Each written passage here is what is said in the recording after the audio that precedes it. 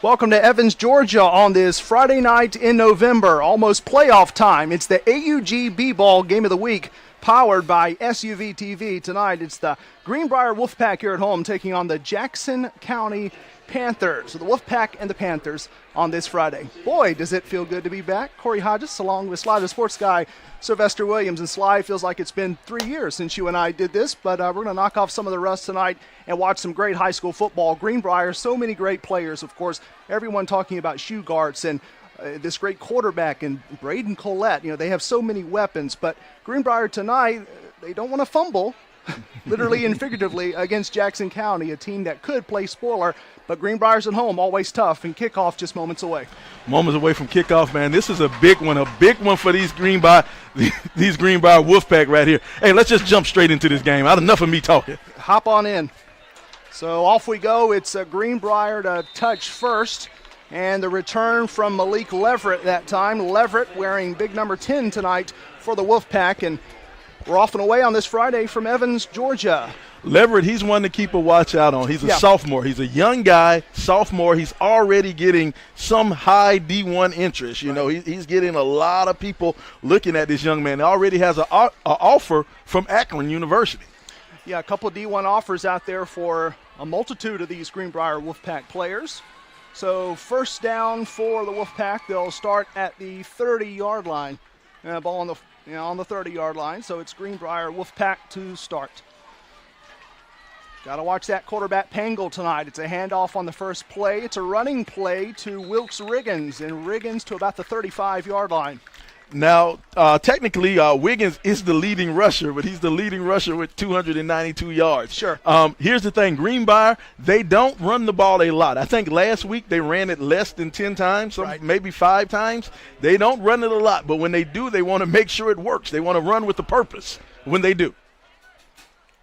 So second down now from the 35 after the 5-yard pickup from Wilkes Riggins. Stats in a couple moments on this very talented Greenbrier team. But, of course, it starts with Brooks Pangle at quarterback. Pangle will hand off again. Here's a running play on the second try for Wilkes Riggins again, and did not get as much as he got on the first try.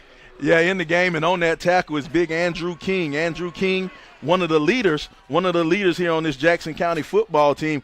Good to see the big senior stepping up and making a big tackle right there. I should let it be known that we are very appreciative of the Greenbrier High School press box staff for these laminated rosters. Yes. This is Division I stuff. I'm telling you, this is nice. This is sharp, huh? Not bad for a year off. I tell you, man, we take a year off and come back in style. Come on. You know how we do it. Third down here for Greenbrier. It's Riggins in the backfield. It'll be Pangle to step back and throw, and that one caught by Malik Leverett, and Leverett is still going. In fact, he's now into Jackson County territory down to about the 45-yard line. And, you know, we can't give enough praises for this guy, Pangle. Yeah. This is his first year starting, breaking into the starting lineup and breaking in with a bang. Right now, he is the leading passer in the state of Georgia in 5A, in classification 5A, and I think he's top 10 in the entire state. That's himself. Right. Yeah, Chad Cook, the illustrious Chad Cook, sending us a message a little bit earlier. In fact, before I started the drive from Charlotte, sent that little noteworthy stat over to me, and it was an eye popper right there for sure. Pangle, he is very good at multiple sports, actually. Exactly, and I love that little crossing play, that action they ran right there. They wanted to get the young sophomore, use his speed, use his ability to get open, and great patience by the quarterback to wait for him to cross and get open. So check it now at it looks like the 47-yard line, but still inside Jackson County, or Jackson High School territory. Here's the toss. It's incomplete from Pangle. Looks like he was targeting Braden Collette that time, and why not with how good Braden Collette is. Yeah, Collette is the leading receiver on this team, and, you know, he has an eye-popping stat. He has 15 touchdowns. They've played 8 games, and he has 15 touchdowns. That's almost 2 a game, man. You love a guy, you know, your quarterback loves to have a guy he can go to with those sure hands. You know who's going to bring it in every time, and that's who that guy Collette is. If we had fantasy sports in high school football, Braden Collette's like DK Metcalf. He's a big money getter on fantasy football. You got it. Second down, a little over 10 minutes left here, opening quarter. Pangle is going to send a strike, and it's caught by Braden Collette. Talking about him, there he goes. A little bit of laundry on the field right here. And that's right in that holding area. Right there, you get that holding area. Now, it was great patience by the quarterback sitting, waiting on his receiver to find that hole in the zone. Zone defense right here. Look at Collette. He curls, finds that hole, bam, right there. But he found a hold in the zone, but the referee found a hold on the offensive line. Yeah, holding on the offense, as usual. Sly right on top of it. That was Jordan Adamson, who was one of the two in on the tackle on Collette, but of course it doesn't matter who tackled or who caught. Greenbrier is marching back now to what looks to be the 30-yard line, so a big penalty. Yep, big penalty. But here's the thing. That's a big penalty for most teams. But you have a team like Greenbrier who likes to sling it around. Right. So that's tough. It's bad, but they're comfortable slinging the ball around. They're comfortable being in passing situations because that's what they do. They pass the ball. So second down, you got 2 downs to make up all that territory. No big thing for the Wolfpack. Yeah, at least they hope so. Exactly, and it's still very early on. Again, just under 10 minutes to go opening quarter. But Brooks Pengel this season, absolutely incredible. 145 of 244, almost 1,900 yards, 25 touchdowns. Here's Pengel with protection, and it's caught, and it's wide open, and it's going to be all the way to the end zone for Braden Collette. No one on Collette, and he goes cash collect to the end zone for 6. I'm telling you, beautiful play, and not only, if you notice, off the play, Jackson County's going to run a stunt on the outside. The outside linebacker gets through free, but Pengel holds on and throws in there. He stays in the pocket, connects on the pass, and wide open down the field. And the only thing that's going to stop that kid is the band behind the end zone. Playing his song that time, Braden Collette, 16 touchdowns now on the season. So how many fantasy points is that? I'm telling you, man, that's a lot of fantasy points for that young man. Oh, boy. Greenbrier's fantasy this season has been the continued improvement of Braden Collette. We covered Greenbrier last year against Academy of Richmond County, and Braden Collette was big that night as well. It's dropped. It has to be picked up now on the extra point try, and that's a sure-handed tackle. R.J. Jones that time on it for Jackson County. Here's another look, Sly. Yeah, look at that. Ball bounced off the ground. That's a bad snap by your center. That ball needs to be straight snapped dead to that holder, and the holder can get it on a clean shot. But holder, he has probably one of the best hands on the team. When you play that position of holder, you have to have probably the best hands on the team because you got to be able to feel those bad stuff. That has to be your shortstop if you're playing baseball. Jackson Smith was the one that had a little bit of a rough time with it on the extra point try. And this season for Smith, when you look at his numbers, he's been pretty good right there in terms of kickoff, punt returns, things like that. But Smith a little bit of trouble that time, but still, Greenbrier has the touchdown. They'll boot it away now. It'll be Jackson County to touch it for their first try tonight, and return down at the 30-yard line and taking it out that time. Trying to look at the jersey. It's Jaden Coffer that time for Jackson County. And a big tackle right there, Micaiah Thompson. Micaiah Thompson was right there on the spot. That's what we like to call high sideline on special teams right here. You want to kick it high to your sideline, and you can have everybody converge in and make that tackle for a short gain. And Micah Thompson was Johnny on the spot. He did exactly what he was supposed to do on that play. So Jackson County, and their first drive of the night will start just behind the 30-yard line. Looks to be maybe about the 29-yard line. So a handoff first and a running play and a good run to boot out to the 40-yard line that time to carry for Latravius Ransom that time.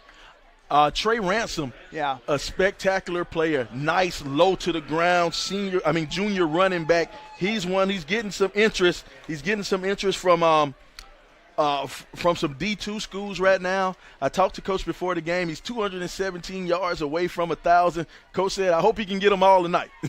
Here's another one now to Ransom, and a tackle made that time by Preston Figum that time. Bo Shugarts that time, my apologies. Thank you, Sly. So Shugarts with the tackle, and of course it would be Shugarts. He is the far and away leader for this Greenbrier team in terms of tackles. Yeah, here's the thing. When you watch Greenbrier, usually all you have to say when it comes to the tackle is Bo Shugarts because he's somewhere awful close on every play. So it's second down. keep from the quarterback, and now the toss, and it's caught, and reception made by Bailey Ham after the fire from Stincombe at quarterback. Pretty good pickup, and Jackson County is into Greenbrier territory. Hey, from here on out, he's no longer Bailey Ham. Yeah. He is the real Hambone. Ooh. He is Hambone. That is his Twitter name. That young man, he's one of those power stick guys. He plays that up back position, the little halfback position, and he lays the wood. You know, I watched his Huddle highlight tape, and he showed a couple of plays out there where he pancaked a couple of people, man. Tough guy, Hambone. Hambone, okay. Handoff now to Ransom. And broke one tackle, but not able to break out of the second. Dakota Williamson, one of the ones on in that time for Greenbrier. Second down. And now here, something Jackson County is doing, the Eagles are doing. They're lining up, nothing fancy, nothing special, and they're running right between the tackles. They're falling behind Hambone, running right there between the tackles, straight at Greenbrier. So right now, Greenbrier has to step up and get a little bit tougher. What I noticed, Shugart is playing the left defensive tackle. They've ran all their plays to the right side, but they ran that bootleg over back to the left. Second down. That's right. Second down and 5 from the 34. One bouncing around there in motion. Another handoff now to Ransom. Ransom finding some room. He's past the 30. And Ransom is now to the 20-yard line, down to the 15 where he's knocked out. I love that action. I love what they ran. They ran behind Hambone, but they also pulled the guard to come out there with the kick-out block. So great job, great action of what they're doing. And right now, the Greenbrier Wolfpack, they have to enforce. These linebackers have to come up, hit that hole hard, close off that hole. That defensive end, he has to crunch down on that end. First and 10 from the 15. Good drive going here for Jackson County. It's all on the back of Ransom. A flag comes in, our second of the night, as Ransom is down at the 10-yard line. Yeah, that's going to be a tackle on the offensive line. And here's my thing. You're an offensive lineman. You know, sometimes you got to get a little dirty. Sometimes you got to get a little physical, little bit of stuff you don't want to tell your mama you did. You know, but here's the thing. You can't do it standing in front of the referee. Yeah. If the referee's in front of you, you might not want to hold the defensive end.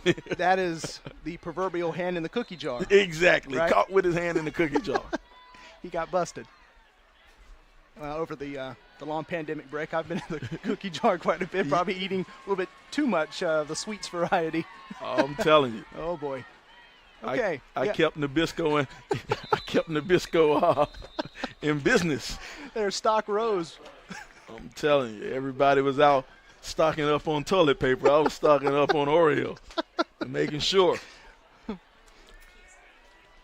got keys to the game now, and another time to shine for you here, Sly. Your keys to the game tonight. Spread the wealth. And this is the thing. Both of these teams run spread offenses. They kind of keep it wide. As soon as I say that, they're in almost a double tight. Handoff here to Ransom again, trying to get back some of that penalty yardage. He's out at the 15, Sly. Mm-hmm. But what I was saying, spread the wealth. What happens, both of these teams, wide open offenses. So here's the thing. In order to keep those defenses honest, you don't pick on one guy. You got to spread the wealth. Make sure everybody eats. Everybody gets a seat at the table. Don't look ahead. Now, this is key for Greenbrier. This game for Greenbrier means a little bit more to Greenbrier than it does to Jackson County. Greenbrier is trying to get in second place in that region, and they have to win. And next week, they have even bigger one next week. But you can't look ahead to next week worrying about, lost the football. Did Ham. So Bailey, Ham that time is one of the ones there on the offensive line, of course, but you got to look at the quarterback, Jake Stincombe, and Stincombe, he lost the football. Looks like Jackson County still has possession. Here it is again. Didn't have good grip on the ball. Didn't put his stickum on. Yeah. Before the snap. Still very important, that stickum. Stincombe.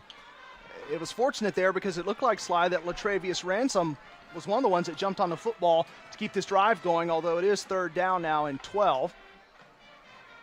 And it'll snap from just inside the 20, the 18-yard line, if you want an exact measurement.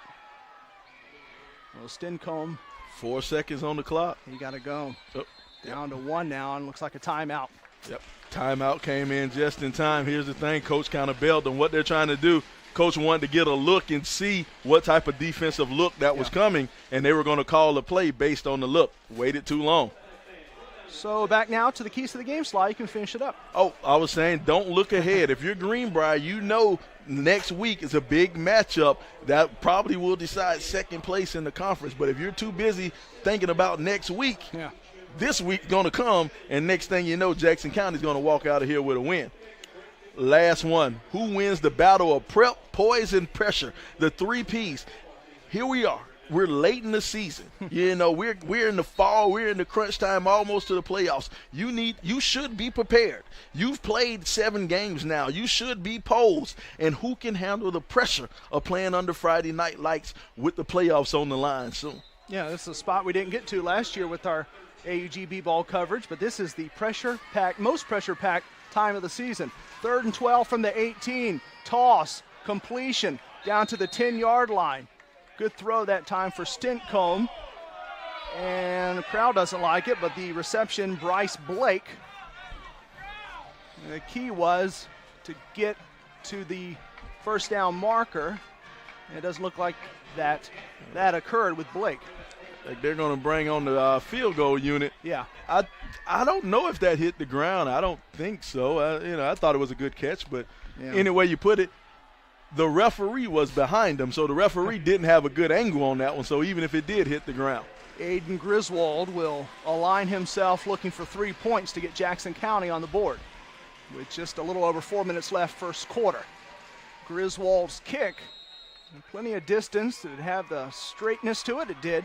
So 3 points for Jackson County on the leg of Griswold. 6-3 is the lead for Greenbrier with just a little over 4 minutes left first frame.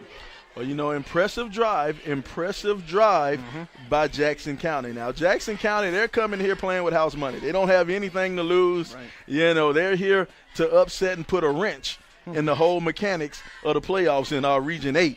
So they had a nice, comfortable drive. They proved to themselves that they can move down the field, and they're thinking in the back of their mind, if my quarterback doesn't have the ball slip out of his hand, we could be in the end zone right now. So that's a confidence booster that Greenbrier doesn't want to give Jackson County. And Jackson County coming in 3-5, 2-3 in the league. You mentioned it, the 5A Region 8 league. Of course, Greenbrier bouncing around, changing their designation in terms of their region this past year, or going down in A.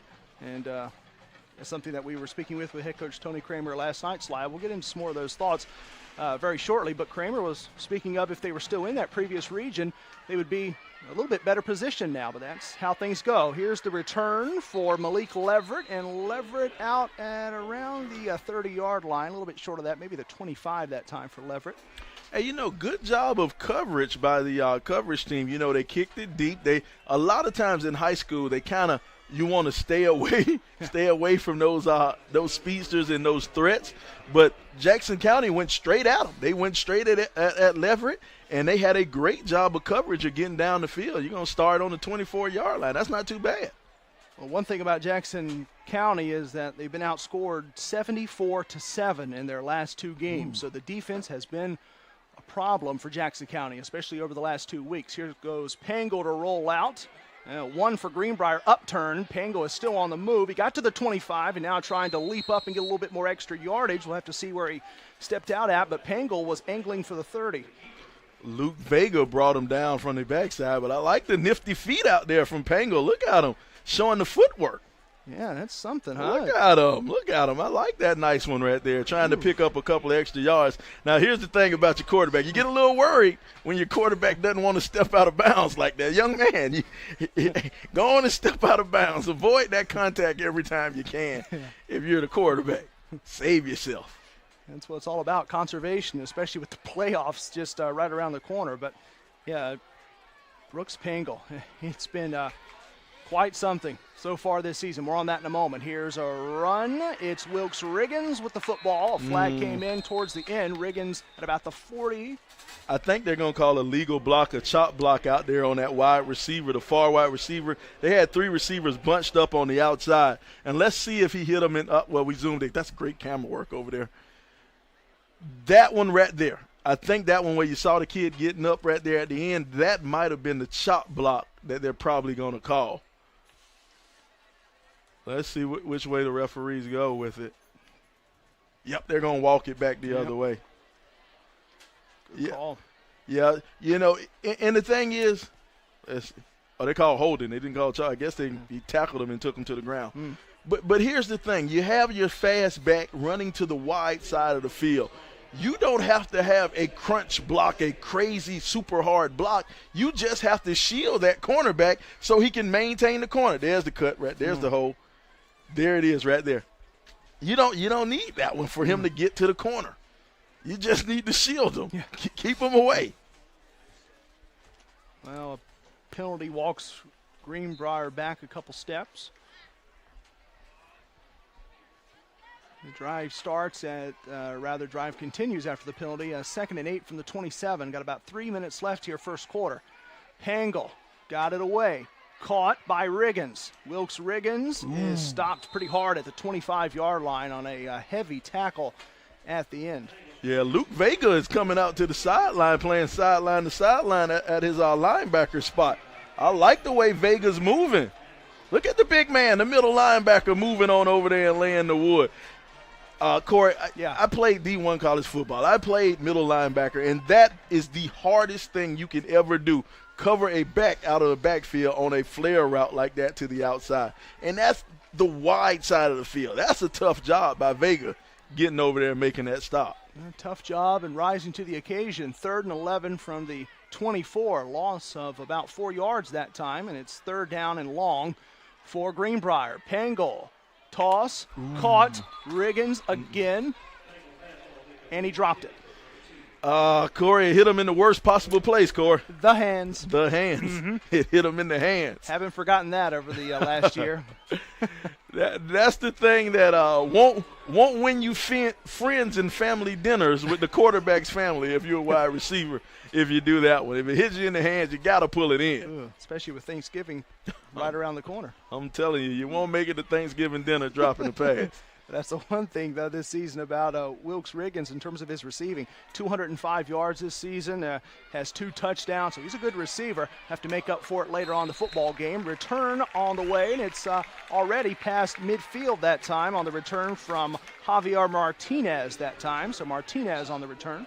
You know, that's one of the things where you just happen to be in the right place at the right time and the ball takes the right bounce. He called that off. He waved it off. He told everybody, Peter, get away. But the ball bounced directly to him. He had no choice but to catch it and pick up an extra few yards on that one. Good heads-up play. Yeah, good stuff that time for Martinez, and as a result, it'll have Jackson County already into Greenbrier territory. They will start at the 49-yard line. 1st and 10. Keep for Hinchcomb, and it's wide open and just missed him. A little too far out in front of Anthony Finley that time from Stinchcomb. Here's the thing. If you're a receiver, you can't look back. I don't know if we can see it on the screen, but I was watching him as he was going down the field, and he looked back at least 2 times before the ball was even released. Your job, you're running a 9 route. That's a fly route. That's straight down the field. Every time you look back, you're losing a step. That quarterback, that was a nicely thrown ball by the quarterback. Everything worked out to perfection except the receiver didn't run his route correctly. 2nd down. Handoff now to the 50, maybe back to the line of scrimmage, if that much, for Latravius Ransom. Yeah, Preston Feagum getting into the backfield right there, making the stop, I think, from his defensive end position. I think he's playing on the outside. Yeah, he's an outside backer coming in, making that stop, maintaining his ground, making the big play right there. Nice tackle for a loss by Feagum. 3rd down and 11, a loss of 1 that time, so unable to get back to the line of scrimmage for Ransom, who's been pretty heavily involved so far for Jackson County. And see, that's a nice play. You want to see that out of Greenbrier. You want to see Greenbrier step up and make a tackle because Ransom has been getting positive yards on almost every run. Especially on that first drive. It'll be a toss play now to Ransom. He's right above the G in Greenbrier at midfield. He got close to the 45-yard line, but again, needed 11 yards, 4th down. Yeah, the toss sweep on 3rd and 12, I don't get it, but, you know, That's not my job to call the play. He's not Derrick Henry. Yeah, he's not Derrick Henry. But now it's a time for a good field position game. You got your punter. He's going to be kicking from around the 40. So let's see if he can get it into that corner. Let's see if he is Coffin corner. We're in Augusta. Let's see if he can get it down there in that corner. Yeah, what a time right now here in Evans, just above Augusta, Georgia, with the Masters in play. Who thought we'd be saying that in November? Here's the return. Broke a tackle, did Jackson Smith. And Smith is past the 25-yard line. Should have been dead to rights, but he got about 5 extra yards out of that. You know, great job of breaking a tackle. But if you look back to Jackson County, you have to kick that to the sideline. You can't kick that in the center of the field and offer the return man a chance, because it's a dangerous kid on the return. You know, he can break that one. You know, he has the speed. Jackson Smith has the speed to get outside. And if he gets a clear day, there's not too many people who are going to catch him.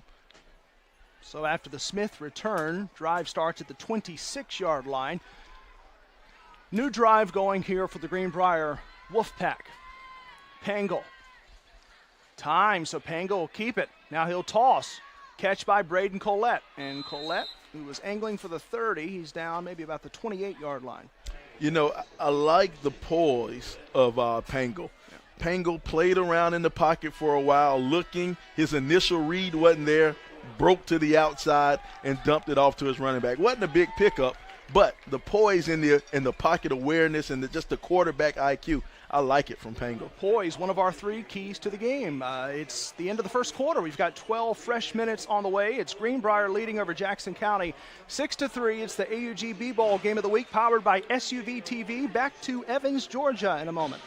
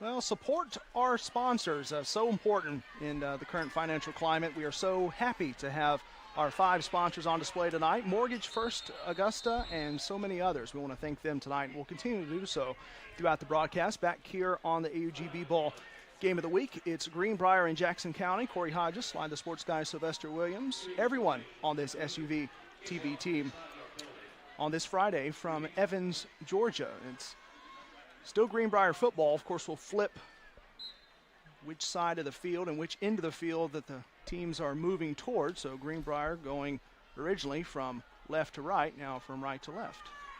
Not on your radio dial, but on your stream dial. Here's Pangle again with time, and Pangle will air it out, and again wide open. No way. Braden Collette, the second straight time tonight that Collette has gone untouched to the end zone for 6 to match his jersey number, and Greenbrier leads Jackson County 12-3.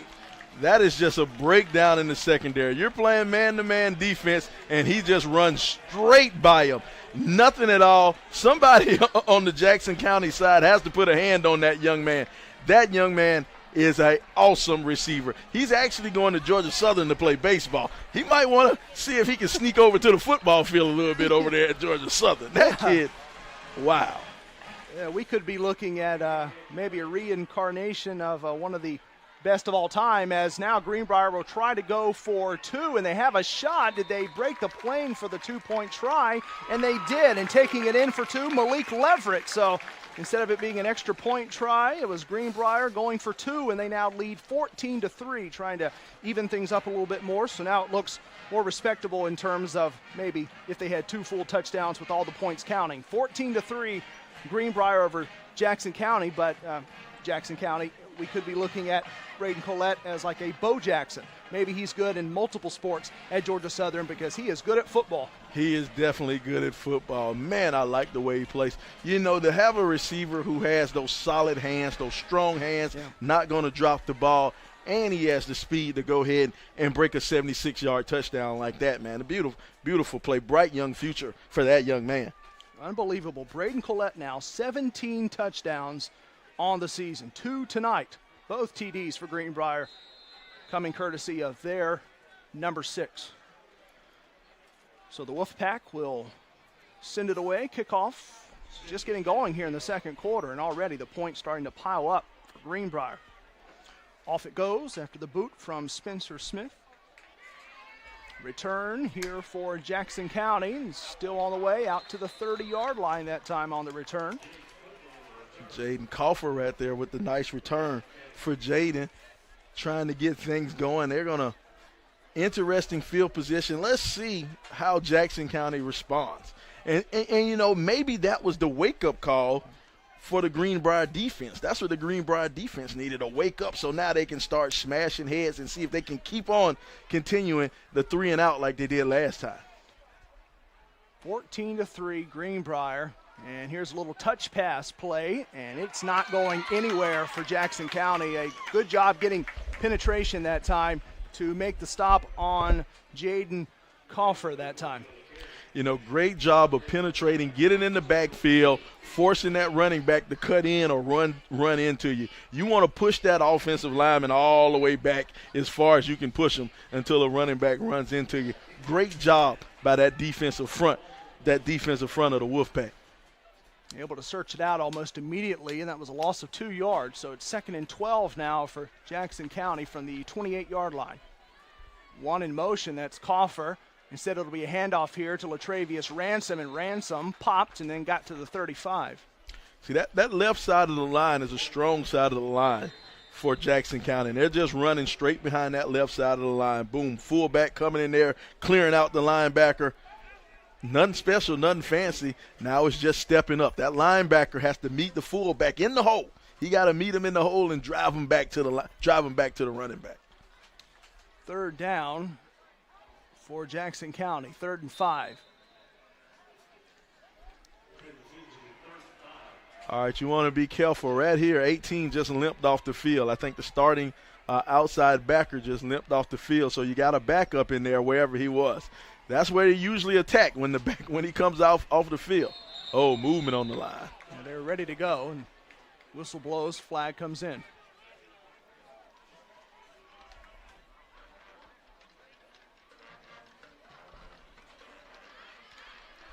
And that's against Jackson County.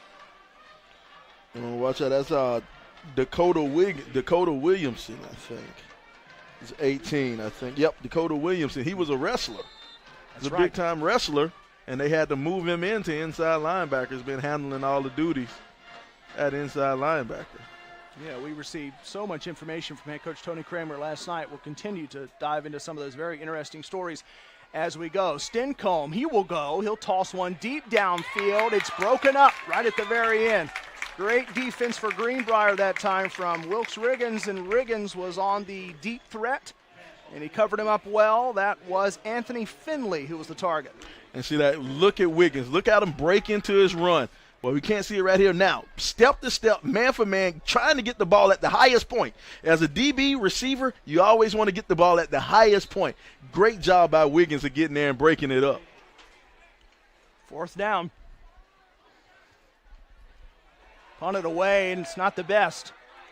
Strikes first, close to midfield, keeps rolling. It's covered up. Looks like Greenbrier will start at the 35, so they get helped out on the punt just as they had a great defensive stand. I think Charlie Smith, number 19, Charlie Smith got a piece of that one. Got his hand in there. Got just all you need to do is get a piece. You don't need to get much. Just get a piece. Yeah, saw that last night in Thursday Night Football with the blocked field goal try last night, and the blocked punt rather last night that was returned for 6 points in that big win for the Colts. So again, something from the top level of professional football coming down to high school. You see it in little towns like this around the country every Friday night. Here goes Pangle now, running, and it's incomplete. Got to watch that one. Target was Malik Leverett. Hey, we talked about winning friends and influencing friends. If you're a quarterback, you're not going to win many friends with your wide receiver if you throw it high on a crossing route. Those are things right there on that crossing route. On that crossing route, you throw it high on a crossing route, hey, they're going to look at you funny. They come back to that huddle. Malik Leverett this season, 468 yards, 7 touchdowns. He's the right guy to get it to. So far, it's been all Braden Collette for Greenbrier. And Pangle now on 2nd and 10 from the 30. Pangle's got to step up in the pocket. He got through 2 and he's wide open. There's nobody on Jackson Smith. And Jackson Smith, he'll pull a Braden Collette. He'll go all the way into the end zone. No one was on him. It's 20-3 Greenbrier. 3 straight breakaway touchdowns tonight for the Wolfpack. Beautiful breakdown in coverage. What happened? He ran the short route. He noticed his quarterback was scrambling, so he went deep. That's called a scramble drill. That is exactly what you're supposed to do. That is what they teach in practice. Whoever the wide receiver coach is, he's probably doing a cartwheel right now on the sideline, giving his man a high five. That is exactly what they practice every day in practice, the scramble drill. That worked perfectly. All the way untouched, Jackson Smith with the score, and Smith his 2nd touchdown of the season. And now the extra point try from Wilson Donnelly. And Donnelly's EP attempt is no good. So Donnelly not able to get the extra point, but here it is again to Jackson Smith, completely wide open there on the sideline. Then he goes 40+ to the end zone, into the Friday night lights. Wow. So we're seeing some of the defensive issues for Jackson County slide now start to come to the forefront. I mentioned it, and it truly was. If you add up last week's defeat and the weekend before that, the last 2 Fridays for Jackson County, 74-7 in terms of their points given up. Want to thank Mortgage First Augusta, one of our sponsors tonight, along with Greenhead Homes, taking home building to new heights. You know, sometimes they say you are what your record says you are. You know, so you might not want to admit it, you might not want to talk about it, but you are what you are. It could be a case of they are who we thought they were. They are who we thought they were. And that could be something that's starting to bubble to the surface a little bit tonight. Jackson County down 20-3 here, and still with plenty of time left in the second quarter. Yeah, it's plenty of time, especially if you're Jackson County, plenty of time for you to gather yourself, figure out where you are, restart your offense. Figure out what you did on that first drive. That first drive, you drove down the field and you were right there in scoring range. So now figure out what you did and do it again. A big part of that on that opening drive was Latravius Ransom. Feels like maybe Jackson County should just go back to Ransom. We'll see. That's what they'll do on the first touch here. And Latravius Ransom, here he goes. If he can break a tackle, he's gone, but he's down at the 50-yard line, and a flag comes in at the end. They're going to call that horse collar tackle.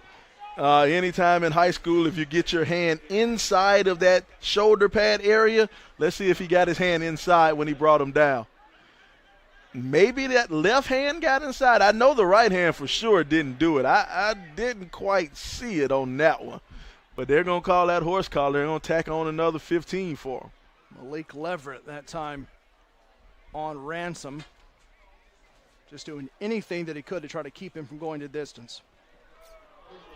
And it's on Greenbrier, just as we suspected. So 15 tacked on to Ransom's already 15-plus yard run. And see, now it's time to go over top. Let's give that play action. Give that play action pass one more time. And they're going to run to the right. Look at them. Quarterback talking to that running back. They're going to run right behind Hambone. Coffer in motion, handoff with Latravius Ransom. Ransom down to close to the 30. See, here's the thing I tell some of these high school players. You have to understand cheats. You have to understand little hints to look for in the game while you're playing the game. Right there on that play before the ball was snapped, the quarterback talked to the running back and looked over there to his fullback. It doesn't take much to figure out if you're that middle linebacker, hey, that play might be coming over there. That's something you might want to watch out for. 2nd and 6 from the 33. Ransom gets the football again. It's been all Latravius Ransom on this drive, and he is carrying multiple members of the Wolfpack. He's down past the 20 into the red zone. I'm telling you, you might have to start calling Ransom City Bus, man. He was giving these kids some rides, man. They might owe him, how much does the bus cost? 75 cents, $1? Something like that, yeah. They might owe him $1 for that ride he gave them. Not much social distancing that time with Ransom. He was covered up by maybe 3 or 4, but that's okay. You got to get on Ransom. Again, we mentioned, and still oodles of time left. It's a handoff again to Ransom. Kicked up a little bit of dirt on his way to getting 2 or 3 yards that time. Yeah, he tried to plant his foot and make that cut, but here's the thing: late in the season. Well, first off, I want to commend the landscaping crew from Greenbrier High School. The field looks beautiful, but there are some patches. There are a little bit of patches, a little bit of soft spots from the rain, and been playing on it all year. So sometimes some of these cuts are kind of hard. 2nd and 9 from the 18. Latravius Ransom for Jackson County. Ransom, he wants to get to the end zone for the touchdown, and he's there no problem. Latravius Ransom for 6 for Jackson County. They have their first touchdown of the night. Beautiful run by Ransom. Look at him following behind his blocks, lowering his shoulder, and running through arms. Running through arms. Look at him. He ran through 2 arm tackles right there. You got to make a tackle. You got a guy like that who's a hard runner. You got to wrap him up. Bring those shoulder pads behind that. Bring that young man down.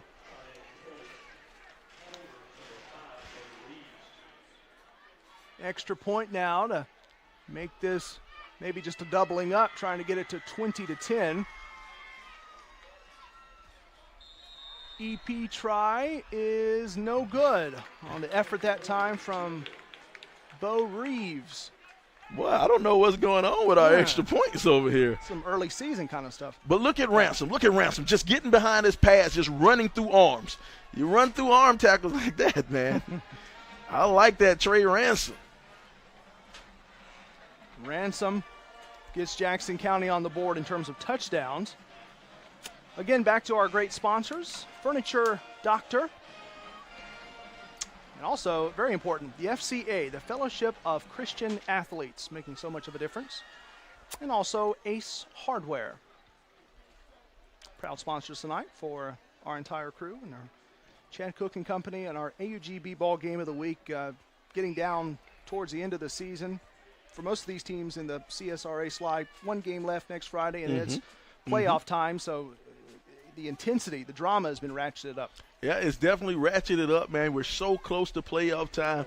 You know, honestly, year before last, or if this was a normal year, we would be in the playoffs now. I think this would be the first week of the playoffs normally. Yeah. So now, man, you know, you get a little bit of new experience for these young kids. Get a chance to play a little bit later on into the year where it gets really cold. Yeah, and it's going to get cold. It may have been in the 70s today here in the Augusta, Georgia area, but it's going to get cold. It's going to start getting down into the 50s starting next week. The boot that time was reeled in by Leverett on the kick, and Leverett pretty much just caught it where it fell, but we do have a flag down. It's over on the far sideline. You know, it's funny, man, talking about the weather. A good friend of ours of the SUV TV network, Michael Hearn, up there in Ohio, play-by-play guy in Ohio. I talked to him on the FaceTime this morning. I had on shorts. He's like, man, I hate you. Yeah. Got on shorts. What's going on? Said, come on to the south, man. Come on. It's much more temperate down this part of the country, as Leverett now will take it. Started at about the 15-yard line. He's already made up double that yardage. Malik Leverett, he's on the sideline. He's tiptoeing the sideline. He just went out. He was almost gone again. That could have been the 4th breakaway. That could have been it, man. If he was playing in the CFL, you know, he's in the Canadian League. That's a touchdown. He had a couple extra yards on that outside. Look at the straight arm on the outside right there, trying to get to that corner, man. Love what this young man brings. He's only a sophomore, too. Only a sophomore. Bright future ahead for that young man. Yeah, Leverett, just his composition, the way he looks, the way he plays, you would think that Leverett is a senior, a sophomore. Boy. But again, that's why Leverett was discussed so much last night in our conference call with head coach Tony Kramer. Drive will start here from the 45-yard line. Here goes the run. It's still stretching it. Wilkes-Riggins, and Riggins is out close to maybe the 38-yard line that time for Riggins. I like that from Riggins. What a way to display patience trying to get to the outside. At first, he wanted to run that one inside the tackle. It wasn't there. He followed his blocks, was patient as he was trying to get to the outside, and he manages to pick up about 6 or 7 yards on the carry. Way to be a patient runner, picking your spot, finding your place. Under 7 minutes to go before halftime. It's been really all Greenbrier with the exception of that touchdown run for Ransom on the last drive for Jackson County. Here goes Brooks Pangle. A flag comes in. Possible free play opportunity. Wide open. Braden Collette. Collette to the 20. He's still gone. On. Another flag. Can he hit the pylon? He's just a little bit short, but got to wait on the flags now. But there goes Collette again. See, here we go. That's a huge pickup, huge play, but it's all coming back. All you did was just waste energy for about 20 to 30 seconds. You know, you had a hold in the backfield, and then even if the ref missed that hold, the play still wouldn't have counted because you had a clip dead in front of the referee. You clipped dead in front of the referee. Come on. Got to be a little smarter than that. So another cookie jar scenario there, and Collette has to bring it back. But those are two penalties that you really don't want to see. You can't see this late in the season. It's only a three-man rush. It's only a three-man rush from the Jackson County squad, and they'll usually blitz a linebacker late. 5-on-3 should work. Second and 19, and a flag comes in, and that's going to be, looks like on Greenbrier. Could add more penalty yardage. Could be 5 yards. What happened on that play? They went to the line, they got set, and they were waiting on their coach to send in the correct play. But as an offensive lineman, you cannot move once you get set. Once you get in that three-point stand and you're set, you have to be set. And then when you move, that referee, he has no choice but to throw that yellow handkerchief out there. So a false start on Greenbrier now makes it 2nd and 25. This is easily the longest down and distance position tonight for the Wolfpack. And that's why it sucks for offensive linemen. Everybody else can move after they get set. Here goes Pangle. Pangle's moving. He's got time. He's dancing deep in his own backfield, and Pangle wisely throws it away. Smart play. Smart play. That's a seasoned quarterback move right there. He's avoiding, waiting, trying to find the receiver, buying time, and once he realizes he doesn't have anything, instead of trying to be a hero and try to cut up field, he just throws it out of bounds and says, we'll fight again another day. It seems so simple too, Sly, and I'm sure you'll appreciate this, because there are so many quarterbacks who do not do that. They keep the football. Of course, if you're watching it, even if you're where we are and just describing it, you look at it and think, well, duh, why doesn't everyone do that? It's not as easy as you might think. You have to be – a lot of stuff's going on in your head. Exactly. He made it look so easy. 3rd and 25. That's what Pangle's been doing most of the season, making things look easy. Another yellow flag. Moving backwards. You don't want that if you're the Greenbrier Wolfpack. You got to move forward because now Jackson County has gotten a little bit of confidence. They had a nice drive. They scored a touchdown. They've gotten a little bit of confidence. If you're Greenbrier, you want to snuff all of that confidence out right now. You want to put your foot on it, in all of that confidence. So right now, let's look out for Collette. Let's see if they line Collette up in the slot, and let's see if he just runs deep. See what happens with Collette. Collette talking things over with Pangle right now. He's going to be attached to the hip of Pangle, and now he goes in motion. Look at him in the slot. 3rd and 30 for Greenbrier. Pangle. He's got room. He keeps it. Pangle to the 40, and he goes out of bounds. And they tried to run a little double move, what we call a double move, out and up with Collette. Collette came in, ran 5 yards, Well, you can't see him in the screen now, but he ran 5 yards, ran a 5-yard out, and then he tried to go up the field. Great job of discipline by the secondary of the Eagles, because they realized you can catch a 5-yard pass when it's third and 30, a third and 24. You can catch that one. So they stopped him from going upfield. Good job of discipline by the Eagles. Yeah. Uh-oh. But now the ball is loose as Greenbrier was ready to send this one away. Now you got a fall on it, and it was just fortunate there that Dakota Williamson was there, but that's going to set up Jackson County in prime position. What happened, Sly? Well, let me tell you one thing right here. You never know who the long snapper is during the game. You have no idea who the long snapper is until that happens. Once that happens, everybody on the field knows who's the long snapper. I hate it for the young man with the bad snap, but great job by the punter just to get on top of it to prevent something even worse from happening. It was just maybe an inch or two too high, but here goes Jackson County. Latravius Ransom on a drive that starts at the 9-yard line already. Almost well inside the red zone now here for Jackson County, and they're looking for another score. Touchdown, defense, and now back on offense. This is starting to turn back the way of the Panthers. Now, if you're the Wolfpack, especially that defensive front, now it's time to buck up. Now it's time to get tough, because you know they're coming at you with Ransom. They're going to come at you with Ransom straight and hard and fast. Time to buck up if you're that defensive front. Toss to Ransom, and he's going down in the backfield.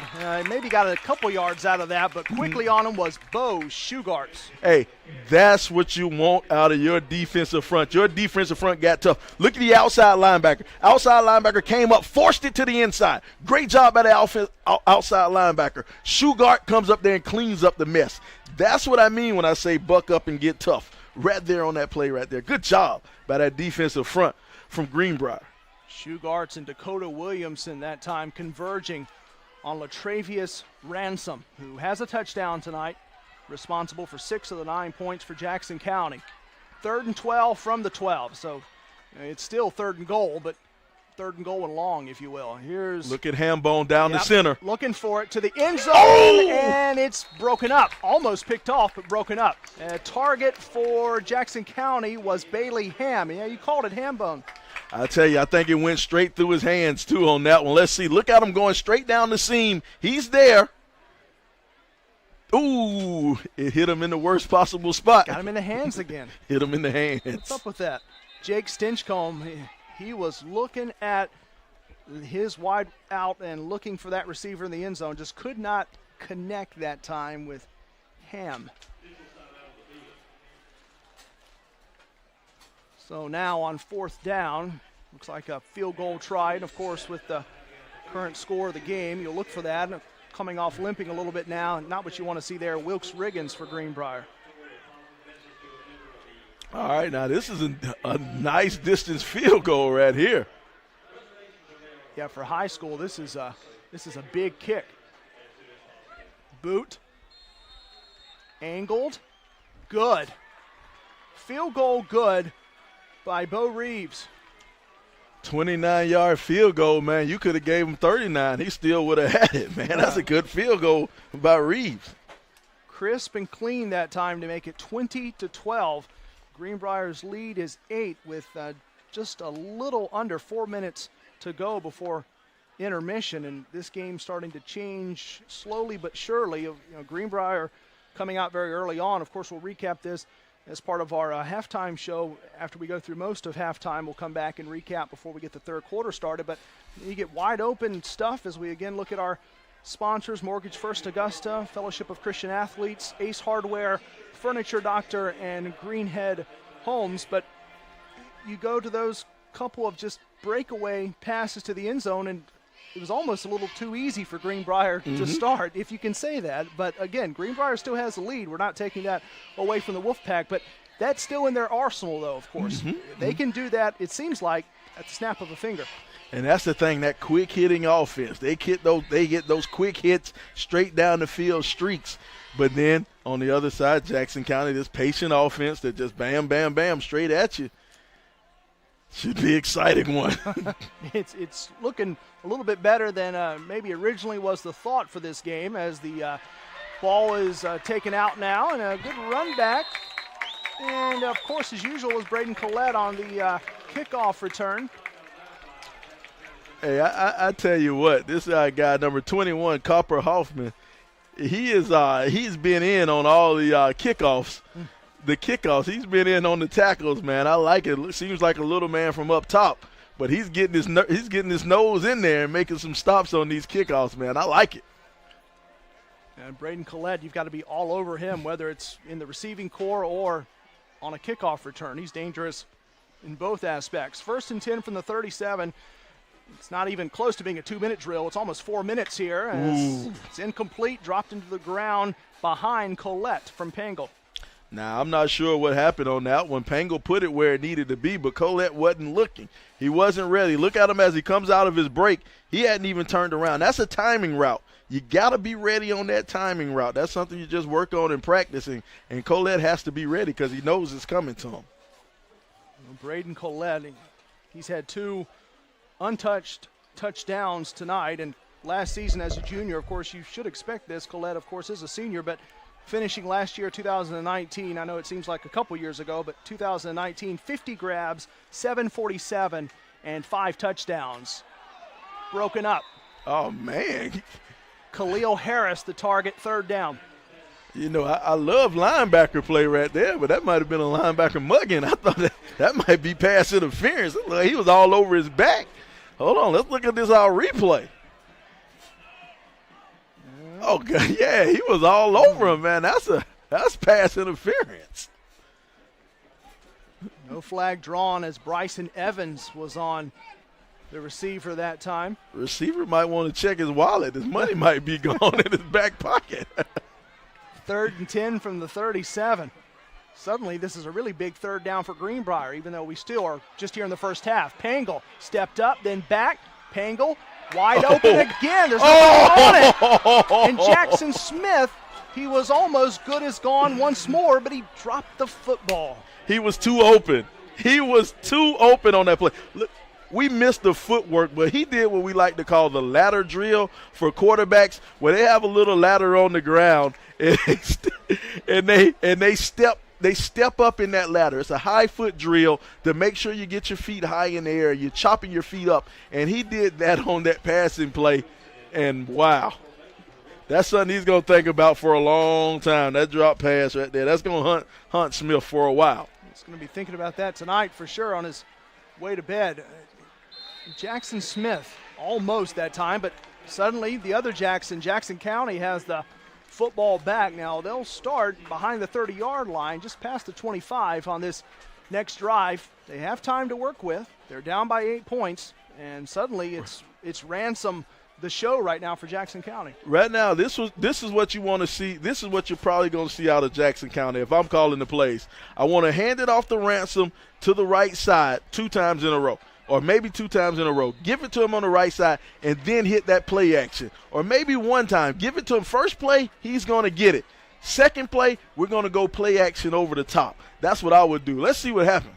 Good running game, sets up the play action pass, so we'll see if it works. Hand off to Latravius Ransom, and Ransom, a big hole. He's past the 35-yard line, so that's 1 run. You got 2nd and 1, 2nd and probably about 2 feet. Safeties, cornerbacks, you have to be ready on this play. Our guy playing free safety, who is that? Micah Thompson, be ready because I think play action is coming. If it doesn't come this play, it's coming the next play. Stinchcomb, handoff. Latravius Ransom met hard at the 40-yard line. Oh, it was 1st and 10. I thought they were going to mark him short. I thought they were going to mark him short for that 1st down.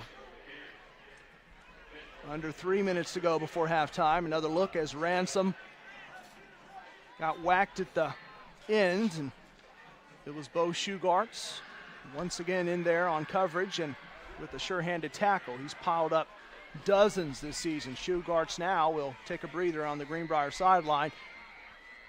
2nd down from the 40. Stinchcomb tosses it. Oh, come on. Incomplete. I said 2 plays, and they were going down the field. That's exactly what they didn't run the play action, but it was there. He just overthrew his receiver. Look, right now, Hambone. You see, you got to hit him right there. He just overthrew Hambone. You see how he ran through those 2 linebackers? Hambone. Wow. So that was receiver open and was the one who almost caught the last touchdown. Bailey Ham for Jackson County. 3rd down and what looks like 6 to gain. Handoff, Latravius Ransom, and he's tackled down. And Greenbrier with the stop, 4th down. And a tackle made by Dakota Williamson. Way to bow up by the Greenbrier defense. Right there, that's how you bow up and get tough to stop that run. You got a guy, a running back who's feeling confident about himself, an offensive line that's feeling good about themselves, but the Greenbrier defense stepped up, bowed up, got tough. They got tough, basically. That's what it comes down to. And now they're forcing the 3 and out and forcing the punt. Good job by the Greenbrier defensive front. And you know what? Here's the thing. They stopped that run, and Shugart was off taking a breather. Exactly. He was taking a breather, and they still managed, that defensive front managed to stop that for no gain. Yeah, Bo Shugarts, we said it, came off to the sideline on what was a big 3rd down, and that's some good faith for Greenbrier and their other defenders to put their number 1 back on the sideline for a quick moment. And, Shugart plays, he starts on the offensive line, starts on the defensive line. Every now and then they want to get the big man a breather. They want to get the big man, okay, they're not going to have anybody back deep for the punt. Completely empty as Jackson County ready to get it away. And, you're there he is. Now he's back on the field. Talking about it, Sly. Here comes Jackson Smith.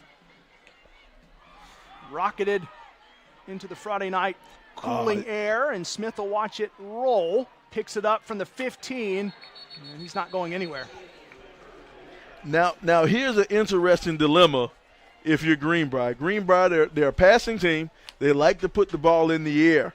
But it's 2 minutes to go, and you're deep in your territory. This Jackson team has gotten a little bit of confidence. So if you put it in the air, you're risking not necessarily a turnover, you're risking something worse. That's the clock stopping on an incomplete pass. So what do? Do they try to run it out, or they just say we're going to play our offense and try to go down the field? Big decisions for the coaching staff. Big decisions for head coach Rich McWhorter for Jackson County. And his team coming in 3-5 and trying to shake off 2 really tough losses in a row. Well, here goes Pangle. Pangle rolling. And he's past the 35, trying to get to the 40 that time for Brooks Pangle, who can really do it on his own if he wants to. I like the niftiness of Pangle, man. Pangle showed a little bit of foot speed on that one, getting to the outside on that little play, on that read option look. Good job. And that was a good pull by Pangle, too, because it's a read option, if I'm not mistaken. And it's his job to read the defensive end. If that defensive end crashes in, he has to pull it out and run on around the corner. Good job by Pangle. Well, we're officially into the 2-minute drill here for Greenbrier. Pangle, after he kept it, now he'll toss it, and it's dropped, incomplete. 2nd down coming. Man, that was about a sure-handed Collette. You don't see him drop too many. He's one who pulls that one in all the time. But here's the thing about the wide receivers. Wide receivers are always the pretty boys on the team. They're always, the high-ho pretty guys. And he's probably thinking about getting to that end zone rather than catching the ball. Your first job is to be a receiver. You have to catch it first. Braden Collette, already 2 touchdowns tonight, and he really just ran without anyone near him on both of those receptions, and then catches and then runs to the house. Pangle now on 2nd down. In the backfield, away it goes. Incomplete. Target was Smith as he was running out of bounds. And that hurts because that was a really good job by the Greenbrier offensive line. A delayed blitz came in from the Eagles, and the Greenbrier offensive line picked it up perfectly. They picked that one up perfectly, and Pango had a lot more time than he thought he had. Sometimes if you're a quarterback, you have your inner clock going off on the inside, and you're thinking, okay, I got to get rid of it, But he was by himself. Big play offense for Greenbrier tonight. They've really built this lead on 3 big plays. Pangle, it's caught, Down to the ground, close to midfield. Reception made. Malik Leverett needed 10 yards. Got him. First down. Greenbrier on the move. Great job by Leverett. The blitz came, so the center of the field was open. Great job of getting past that linebacker and underneath the safety and just bringing it in. Great catch by Leverett. About the 47-yard line. Pangle. Almost intercepted that time. It had two defenders in the area around Collette, and one of those looked to be JT Sosby that time.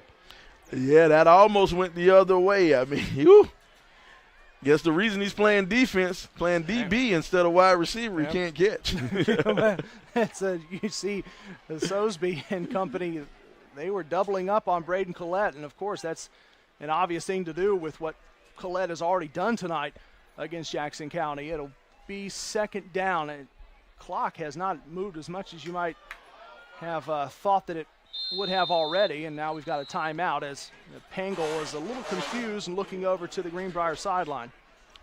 Yeah, right now Pangle and Coach Kramer, they want to sit down. They want to figure everything out, figure exactly what we want to do on this offensive drive. On this, it's a minute and 10 seconds to go.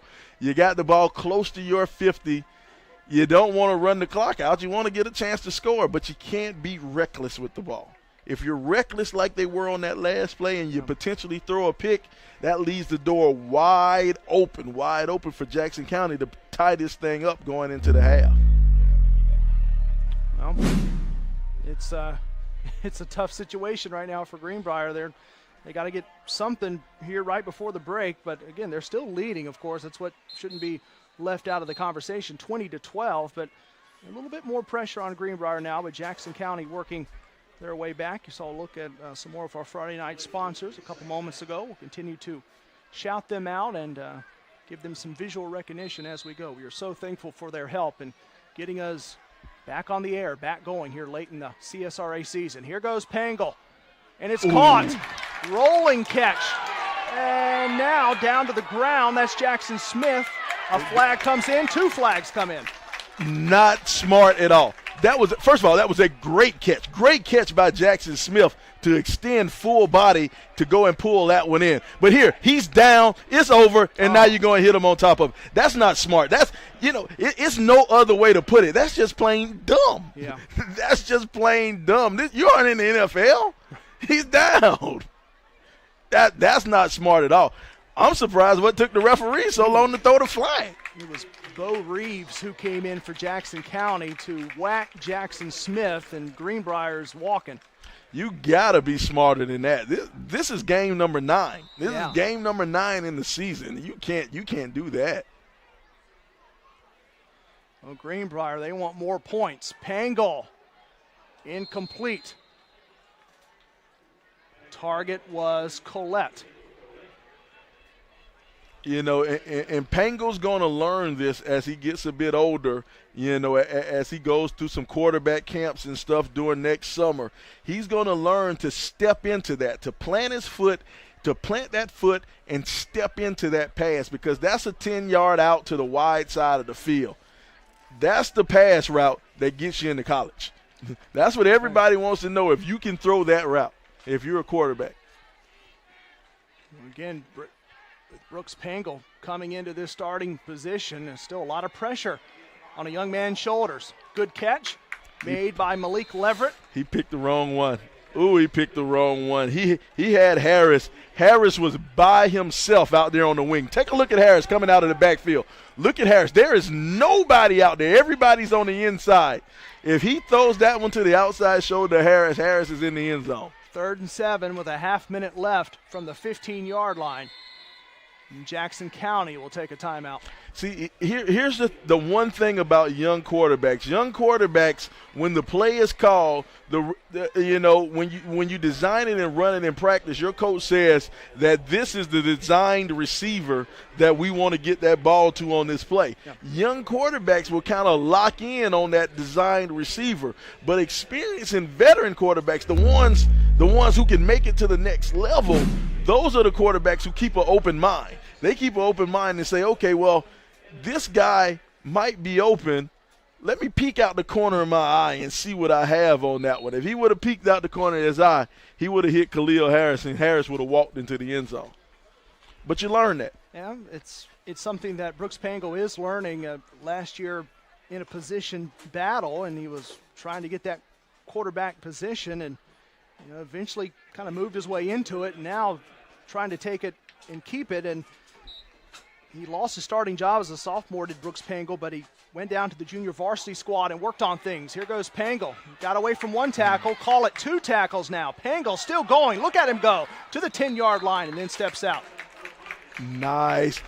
Just what a way to avoid contact, to avoid coming down. Keeping balance. Look at him. Shakes a man right there, stays on his feet, and smart enough to go ahead and get out of bounds so he can preserve the clock. 4th and 4 at the 11. So 1 yard short of the 10 there on our original call. And now Pango and Greenbrier's offense, they're going for it on 4th down, and you're in a good position to do it so deep into Jackson County side of the field. Fade route, nope. Pango, and it's dropped. Got to pick it back up. Ball is still loose. If you're Greenbrier, you have to get on this rolling football, and Brooks Pangle did. The clock's still running. It's going. 7 seconds left, first half. Ran a couple of extra seconds off that clock, too. Jackson County may have a problem with that. But when you talk about worst case scenario right there, that's something they tried to look like they tried to run a little reverse because it looked like they had all the action. They were going to fake the sweep one way and they had all the action going back the other way. So I'm guessing they were trying to set up the reverse, but some signals got crossed some way. Yeah, it was Khalil Harris that time. They were trying to get it back to Harris, and just didn't quite work out that time for Greenbrier, unfortunately for the Wolfpack. 20-12, although Greenbrier still leads, so they have an 8-point edge. And it's one of the 2 men in black and white talking things over before we start the final 7 seconds of the first half, Sly. I think they may be walking it down some for Greenbrier. I'm not sure what's going on. What's the conversation about? There you go. Put the ball down and let's play. Yeah. Let's play ball, man. Only got 7 or make it now 9 seconds. There goes that clock correction. What it was. They corrected the clock. Yeah, you're right on it as always. Stinchcomb tosses it. Caught, almost caught. It was dropped right at the very end on the fingertips that time of Ransom, who's been so big for Jackson County in the first half. Yeah, he kind of threw it behind Ransom, and Ransom was trying to turn around and scoop it up off the ground. Gotta lead him on that one. If you want to go back shoulder, that's fine, but make sure it's back shoulder and not back foot.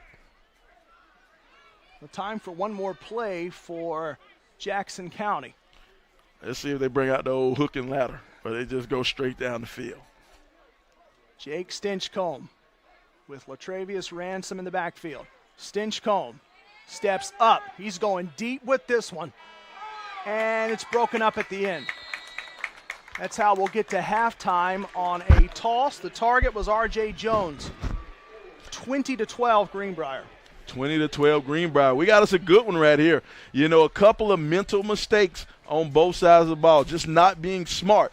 But I love the way both of these teams are fighting, man. This is a good game. It's turned into a great game. Only an 8-point differential with the Wolfpack on top of the Jackson County Panthers. We've got halftime. We'll step aside, then we'll come back, get you set for the third quarter here on SUV TV. It's the AugBball Game of the Week powered by SUV TV. We'll come back to Evans, Georgia shortly.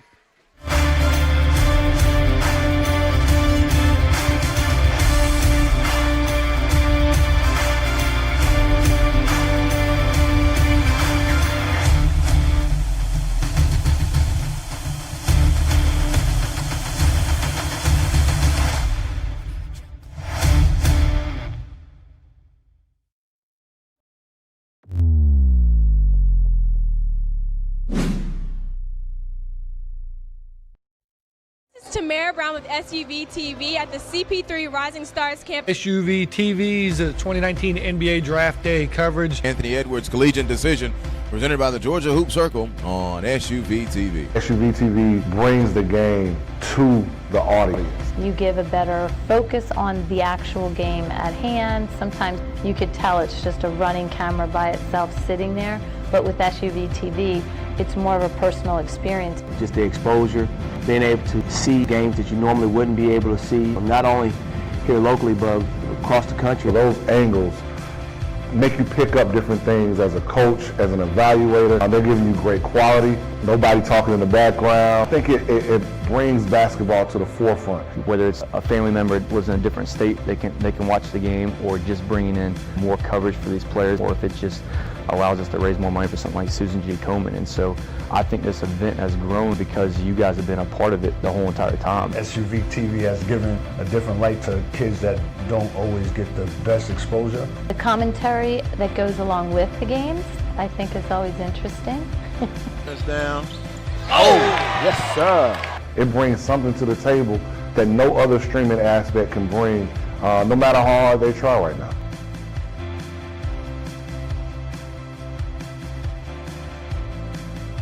Dayton Avian Williamson at the buzzer. That is how you get the Peachtree Corners Invitational started.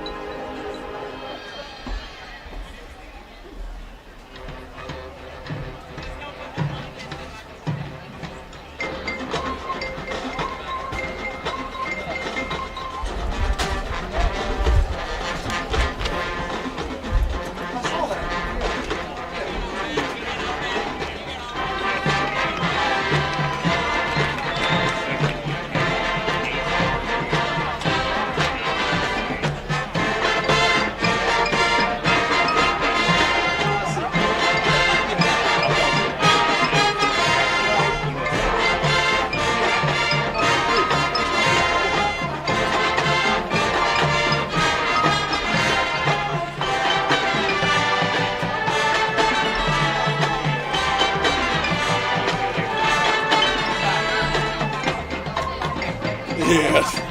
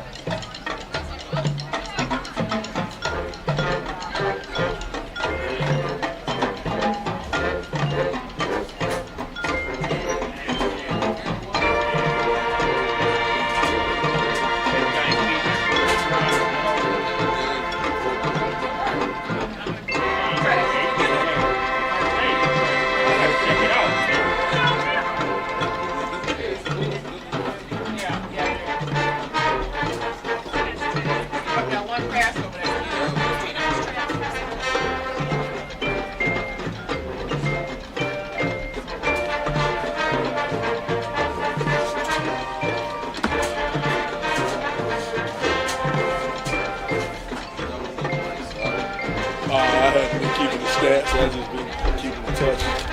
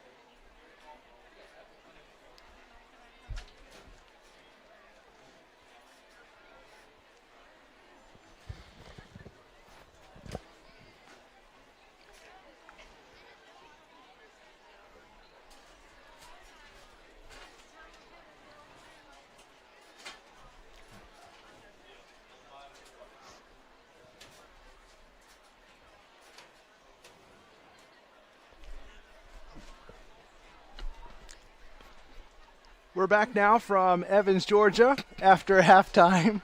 Corey Hodges, sports guy Sylvester Williams. I'm rusty. It's been a year. It has been a year. Done football. And we have fun in the booth, though. We sure do. We have a great family here. Marcus, Lisa Burnett, Sylvester Williams. Corey Hodges here with you tonight. And, of course, our entire crew, all of our camera staff out there working tonight as well. It's Greenbrier in Jackson County, and it's a good game. It's 20-12. That's how good of a game it is. It's just an 8-point lead for Greenbrier. And Sly, looking over some of the stats from the first half, some of the big plays. Of course, it was Greenbrier that came out. Braden Collette, 2 big touchdowns, went all the way to the house. No one was on him. And then we saw the Smith touchdown as well, and that was all the way to the end zone. No one got him. But then Jackson County, late in the second quarter, maybe about halfway through the second quarter, started to make their way back. Again, and a lot of that was because of some good running, and specifically good running from one Latravius Ransom. And Ransom got them down the field on a couple of occasions, and then at one time finally got into the end zone for a big touchdown. And then it was Jackson County defense as well, as we look back at some of the big plays of the first half. And there goes Latravius Smith on his search nose for the end zone. I'm telling you, man, the kid has a nose for the end zone. Yeah. I love the way he runs. He runs with behind his shoulders. He's not a big guy. He's not a big bruiser, but he can lower his shoulder and just look at him running through arms, running through arm tackles. I love the way he does that, man. Just nice running out of that young man. So that was the touchdown there for Latravius Smith, and that was a big one for Jackson County because early on they're down by multiple points, 10-plus points after the 2 easy touchdowns to Braden Collette, but then they started to get some defense involved, got a couple stops against Greenbrier, and then they eventually got that to go their way in terms of touchdown points. And towards the end of the second quarter, it was Greenbrier who had a shot to move the football, had some time to work with. But again, it was that Jackson County defense that stepped up, which is really saying something. If you go back and you look at Jackson County, their 2 most recent games coming in, they've struggled big time defensively. They've only scored 1 touchdown over those 2. They fell 47-7 against Loganville at home one day before Halloween. And then this past Thursday, they had a Thursday night football game against Eastside. That was on the road. They fell 27-0. But their last win was back on the 23rd of October when they beat Johnson out of Gainesville 43-0. So they've been on both sides of the equation, but on the wrong side of the equation the last 2, trying to turn that around here tonight. Yeah, they're trying to turn it around, man. This should be really interesting. Greenbrier spent the entire halftime in the locker room. They didn't come back out until the first bell, until the 3-minute warning. It should be really exciting this second half. Off we go in the second half. It's Spencer Smith. Got an offsides penalty. Hey, you know what? You know what, Corey? I think they're going to re-kick it. But at SUV TV, we love to give shout-outs. We love to hear viewer feedback. We got all our people in our YouTube chat. You got your people listening on Twitter. Be sure to tweet us. Tweet us at SUV TV. You can tweet us at SUV TV.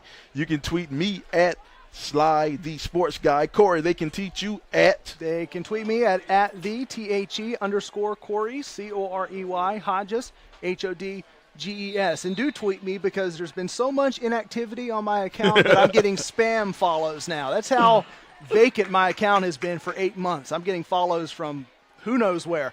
Jackson County with the football to start. Well, we know where this run is coming back from on the kickoff. It's coming from about maybe the 10-yard line, and it's Jaden Kofer who takes it out. Should be interesting to see how Jackson County comes out in the second half, and more importantly, how Greenbrier comes out, because I think what Jackson County is going to do. They're going to give you a lot of Latravius Ransom behind Hambone. They're going to give you a lot of that. So now let's see how that Greenbrier defensive front steps up. The first drive of the second half is always the most important drive in the game. Promise to send a few shout-outs across the airwaves tonight, if you will. One of those, Morris Shields, joining us tonight, also participating in our SUV TV YouTube chat. He even has a score update for us. We'll get to that in a moment. Here goes Latravius Smith. And Smith down maybe about the 34-yard line. Found a little bit of room on the initial cut. Walnut Grove falling right now to Eastside 31-0 in some local action. There's a bevy of games going on tonight. One of those reported by one Morris Shields, who is joining us. And also Tyler Mullins, Robert K. Michaels, and also Noah Schaus. We've got a very busy YouTube chat going tonight. Hey, we see you out there. Hey, come on. This is great. 2nd and 6, and here's the handoff to Kofer.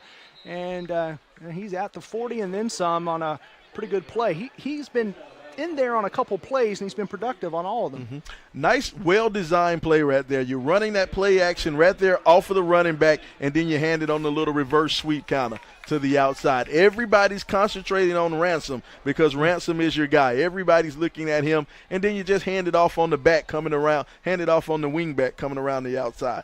Nice little action on that play. 3rd and 2 for Jackson County. Handoff, Latravia Smith. Smith got the 2 yards, maybe about 2 more after that for a fresh set here for the Panthers. And see, right now, only things going on is Jackson County. They've strapped up their chin strap. Yeah. They've came in there, and now they're ready to play. They're ready to go at you and hit you hard, and they're trying to hit them in the mouth right now. This is smash mouth football, straight at you. Jackson County started out the season with a win against West Hall. It was back on September the 4th, again with the pandemic and everything playing a factor and waiting to see if Georgia would have high school football this season. They did. It was a couple weeks delayed, but everyone having to take the pandemic in stride. And some teams, maybe like Jackson County, have struggled a little bit more because of all the new things that have gone on this season. We've got a 5-yard penalty on Jackson County now, so that'll make it 1st and 15 when they restart from the 46-yard line. Yeah, this pandemic has just thrown everything out of loop for these young men, and I admire what they're doing still out here playing ball. Check that, the 35. Yeah, I'm right with you there, Sly. It's very impressive. And for those of us not in high school, but for those of us who have been, for the majority of us, everyone's gone to high school. You can relate, even if you were not a student athlete like you were, Sly, it still has been just an up and down year with so much remote learning and a lot of these students not able to actually either come out to a game, to be a participant. Of course, there are many participants here tonight at the home of the Greenbrier Wolfpack, but again, everyone respecting social distancing, and they're in their family units tonight. I heard that pregame. Mm-hmm. Everyone belongs to a family unit. You stay to everyone in your unit. That's how we stay safe. That's how we're able to play tonight with fans in the stands. Here's a toss play now to Smith. He's at the 40-yard line. That was on 2nd and 13, 3rd down coming. I am not a fan of that play. I am not a fan of that little push, toss, sweep, or whatever they want to call it to that wide side right there. You have to block. You have to get your big men out there and clear out a path if you're going to toss sweep. The toss sweep should be a fast, quick-hitting one. It's called a quick pitch. You want to get out there. I don't like the way the quarterback takes the 2 steps and then kind of pushes it out there for a toss sweep. Latravius Ransom on that last play. Here's a catch made to Anthony Finley, but it's not going to be close to picking up that 1st down. So it is 4th down, and Jackson County will punt it away. A big job by Riggins. Riggins was playing the cornerback, and on that play right there, you just run a 2-step. The wide receiver's just going to take 2 steps, and he's counting, the quarterback and the offensive coordinator, they're counting on that wide receiver to be able to beat that DB in one-on-one. They're counting on him to be a better athlete and a bigger man. But great job by Riggins of saying, I'm the better athlete, I'm the bigger man. Jackson County, away it goes. Bounding now. And the closest to it was Jackson Smith, who has a touchdown this game. He just lets it tumble at about the 23-yard line. That's where the drive will start for Greenbrier, their first touch of the second half. You know, nice play by the punter to keep that thing rolling, take that friendly away team roll. That's right.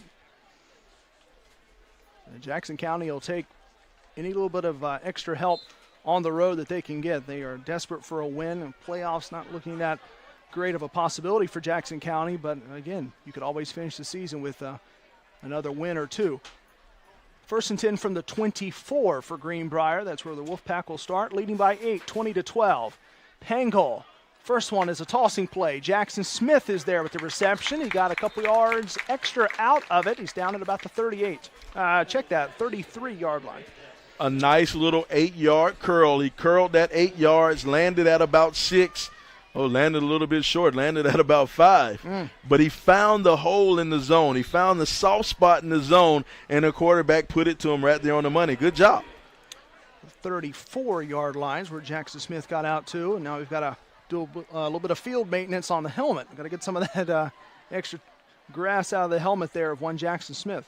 Now, here's the thing. It's 2nd and 2. Your playbook is wide open. Every play in your playbook is available to run right here on 2nd and a long 1. It's barely 2. It's a long 1.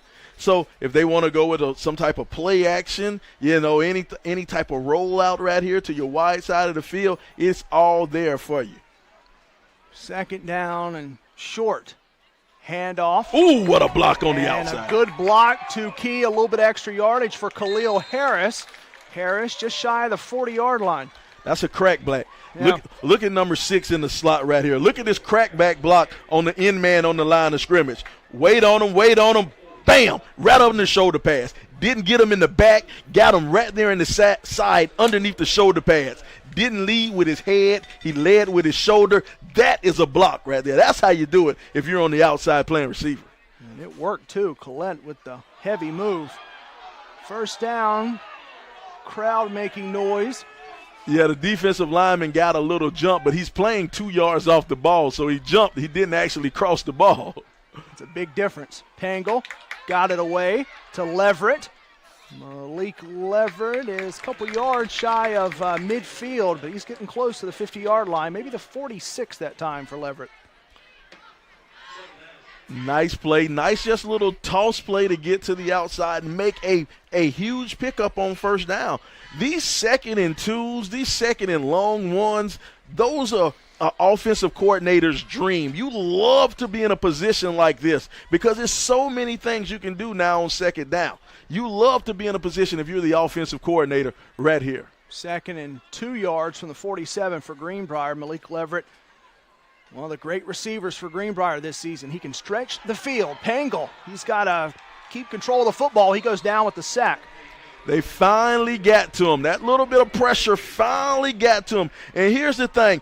Peyton Scott didn't get the sack. He didn't get the sack, but he made the play. Look at him maintain the outside edge, and that allowed Andrew King to come over and get the sack. See, you don't always have to make the tackle, but you always have to make the play. And Peyton Scott did a great job of making the play, and that allowed Andrew King to come on in there and make the stack. Two-man show that time for Jackson County in the backfield around Pangle. As a result, it's now 3rd and 15 from the 35-yard line. One in motion, that's Collette. Timeout, Greenbrier. Here's the thing. I just talked earlier how 2nd and 2 is the offensive coordinator's dream. But 3rd and 14, that's his nightmare. Yeah, right. Yeah, not what you want to be in right now in terms of a down and distance situation. Our sponsors tonight, once again, Mortgage First of Augusta, Fellowship of Christian Athletes, the FCA, Ace Hardware, Furniture Doctor, and Greenhead Homes, taking home building to new heights. Couldn't do this without the sponsors. It's great to have them this season, and again, affording us the opportunity to bring a great battle here just above Augusta, Georgia, to you. And Augusta's the hot spot of the sports world right now with Masters, of course, down at Augusta National. No patrons allowed, but who would have thought we would be playing at Augusta National in the Masters tournament in November. They'll finish up the 2nd round tomorrow, but Tiger's right there, Mickelson's right there. If only we could actually go watch, and not watch it on television. But, of course, then again, we're in the TV business, so we shouldn't say that. Here's a wobbly one that's incomplete. Target was Leverett. And I'm going to have to go and ask Chad Cook who he knows down at Augusta National. Yeah, right. Exactly. Let's see if Chad can get me in there to watch this one. Want some credentials. I want to see Tiger. Mm-hmm. That was a tough pass right there. And we talked earlier about the 10-yard out.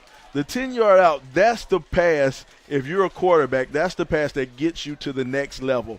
And Pango has to get a little bit more comfortable planting that foot and stepping into that 10-yard out. And he'll get that over the summer when he goes to different quarterback camps. He'll get that, and he'll be ready.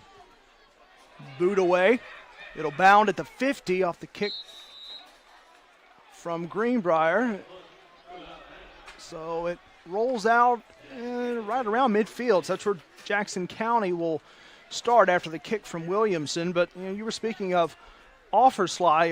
Davin Driscoll for Greenbrier, an offer from the University of Virginia, the Cavaliers. Nothing to sneeze at there, as they say. Malik Leverett has a offer from the Akron Zips up in Ohio, the Buckeye State. Braden Collette, of course, you mentioned it earlier. Baseball at Georgia Southern has that offer on the table, expecting him to go to the Eagles. And Bo Shugart's 7 Division I offers, notably Air Force. And he has that for a tight end, offensive lineman, and a defensive lineman position. They want him all over the field at different positions. Stinchcomb, deep ball, caught at the 25-yard line. You know, that seam, both teams have been working that seam all game long, and they've been trying to get it in there. And that's just a great job of getting it between the DB and between the safety. Great pass by Stinchcomb to get his man right there. Anthony Finley with the catch. Big ball from Stinchcomb. Covered up by 2 from Greenbrier. Nothing that Wilkes Riggins nor Micah Thompson can do. And just like that, it's 1st and 10 from the 25. Handoff now to Ransom, but Greenbrier was all over it that time on Latravius Ransom. Yeah, Preston Fegum was in the backfield on that play. Good job by Preston. But if you look at that play, Ransom slipped before he got the ball. He slipped coming out of his stance, and he's in that muddy part of the field right there. That's where the field's been a bit chewed up. You know, that's where the most action has happened this year. So got to be careful. He lost his footing a little bit earlier in the game in that same area. Stinchcomb, incomplete. He was going back to Finley. Couldn't get him on that one.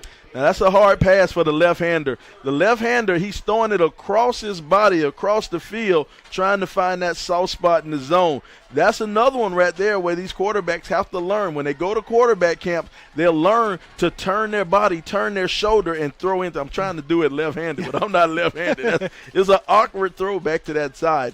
But a lot of that comes with development and going to summer camps. And that's been no counter to it. It's been cut out because of COVID this summer. Yeah, that's something that head coach Tony Kramer brought up with us as well in our conference call on Wednesday. Incomplete again on 3rd down.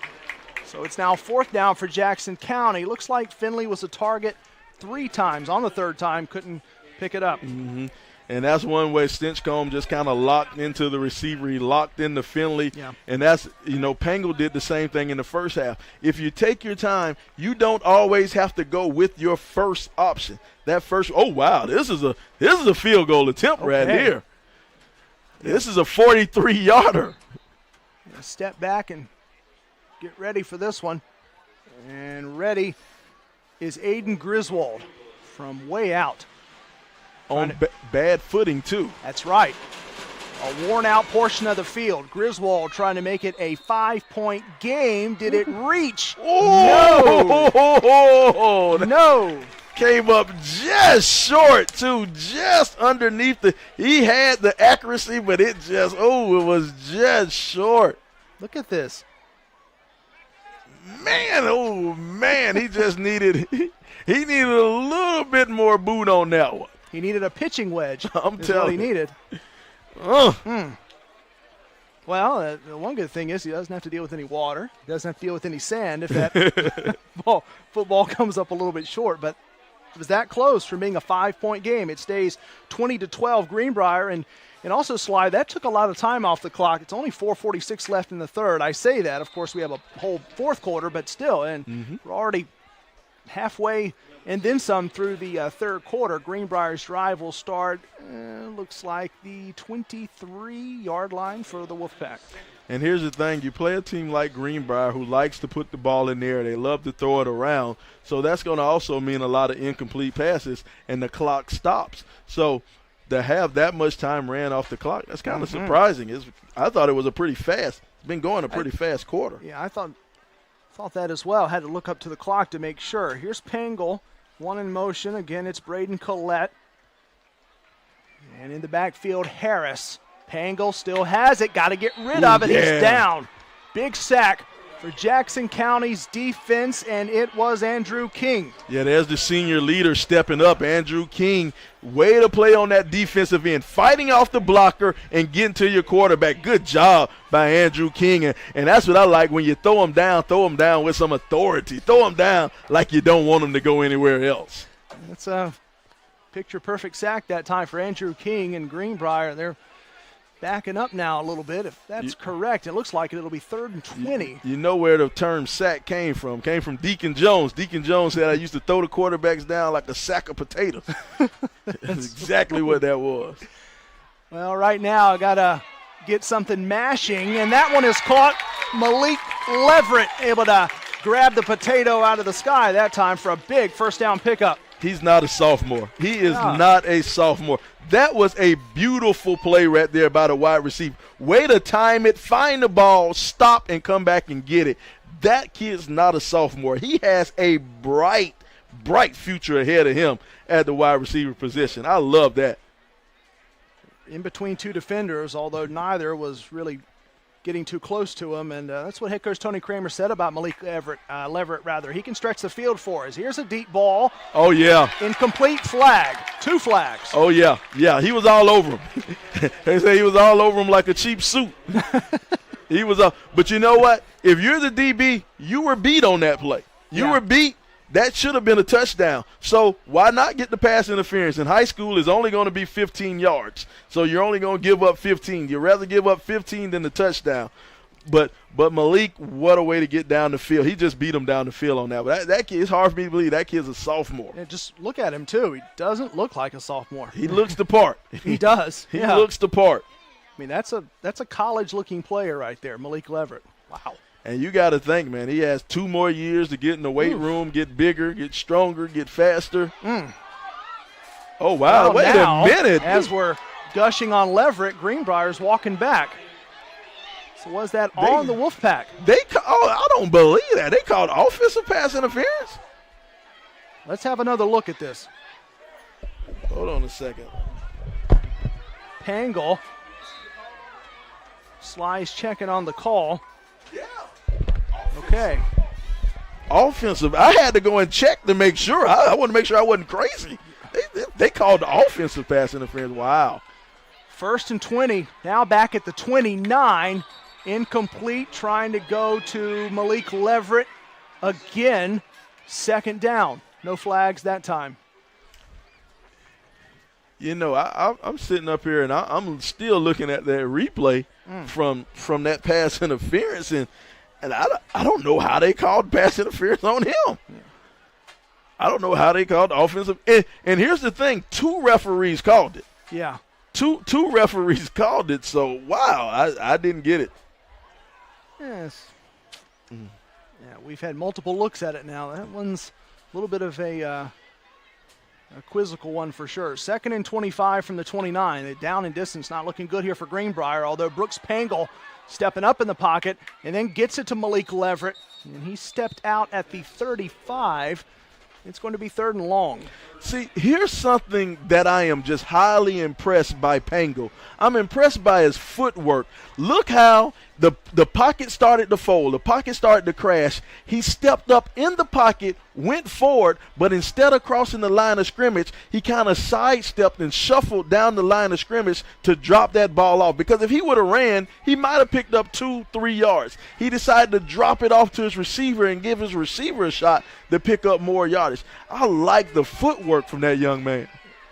With Brooks Pangle at quarterback, you never know with Greenbrier. Here's a deep one. Is it pulled in for the catch? It is, and caught by Braden Collette. Who else for Greenbrier on a huge chunk play?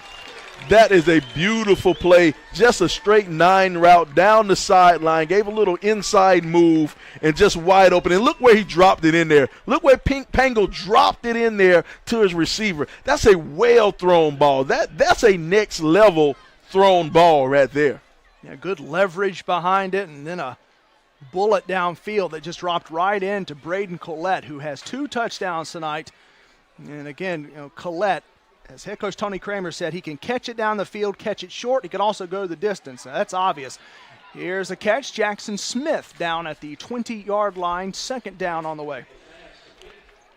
Nice little pass to kind of get things going. They run that 5-yard out. The one thing I want to see out of Pango, and Pango will improve this, is his out routes. Those out routes to the wide side of the field. This summer he has to do what we say, get in the lab. He has to get in the lab and go and work on those little out routes, those side routes. And Pango's going to be something special. Dare we say lab work for SUV TV? Oh, there you go. Here's a big catch. Braden Collette again, and Collette lost the football at the tail end because he was reaching for the goalpost. He's going to be marked short. Yeah, they're going to mark him just short of the end zone. He tried to reach out there, but look how he runs. Look how he makes the first man miss, and he carries the second man. That's two guys. Look at him. He's a strong – they call that yak, receiving after the – yards after the catch. Great job. That's how you make the quarterback your friend. Yeah, that's right. That's how you win friends. That's no doubt about that. It was Caden Alford who Collette shedded, and he almost broke the plane. That's first and goal from the 2-yard line. You got to go in, and there's the touchdown. In fact, it's Pangle who will take it himself. Brooks Pangle for 6. It's 26-12 Greenbrier as the number 7 QB gets a rushing touchdown. And here we go again. See Pangle, just has that room. The old QB sneak. That's it. You know, when the quarterback gets the touchdown, but you shout out the offensive lineman on that one. Great job by the O-line of just clearing out real estate for the QB to sneak on through there. He got it for the score. And now they'll go for 2. End zone, Leverett the target as Wilson Donnelly came in. He can play quarterback. He's also the place kicker, but Donnelly trying to go for 2, not to be. That would have made it a 16-point game as it is. It's a 2-touchdown lead for Greenbrier over Jackson County. Just a minute 20 left in the third quarter. 26-12 Greenbrier. Big drive that time. Ace Hardware, one of our sponsors tonight here on the AUG B-Ball Game of the Week. Ace Hardware, in fact, multiple locations as well, should be noted. Here locally, if you reside in the area, you're watching our broadcast tonight, Ace Hardware, 2 locations in Thompson and Evans. They've been in business since 1953. At Thompson, you can find them at 816 Augusta Highway, Thompson, Georgia. In Evans, 4532 Washington Road. Your local Ace Hardware, one of 5,000-plus Ace stores locally owned and operated.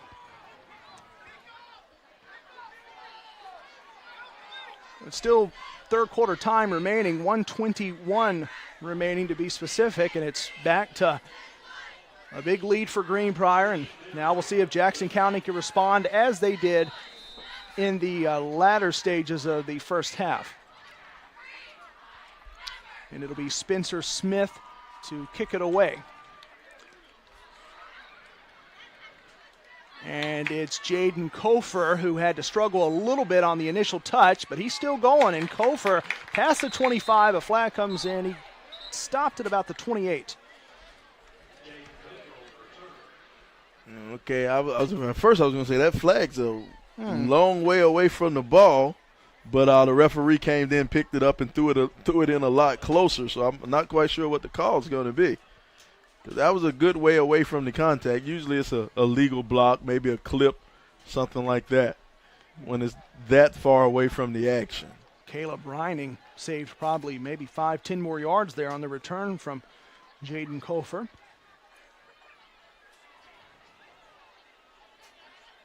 Football's back.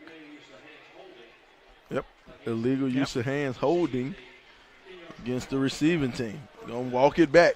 Okay, so negate some of Kofer's pretty impressive return. Drive will start at around the 18-yard line. In fact, right on the 18-yard line. 1st and 10, 1:14 left, third quarter. Jackson County down by 2 scores.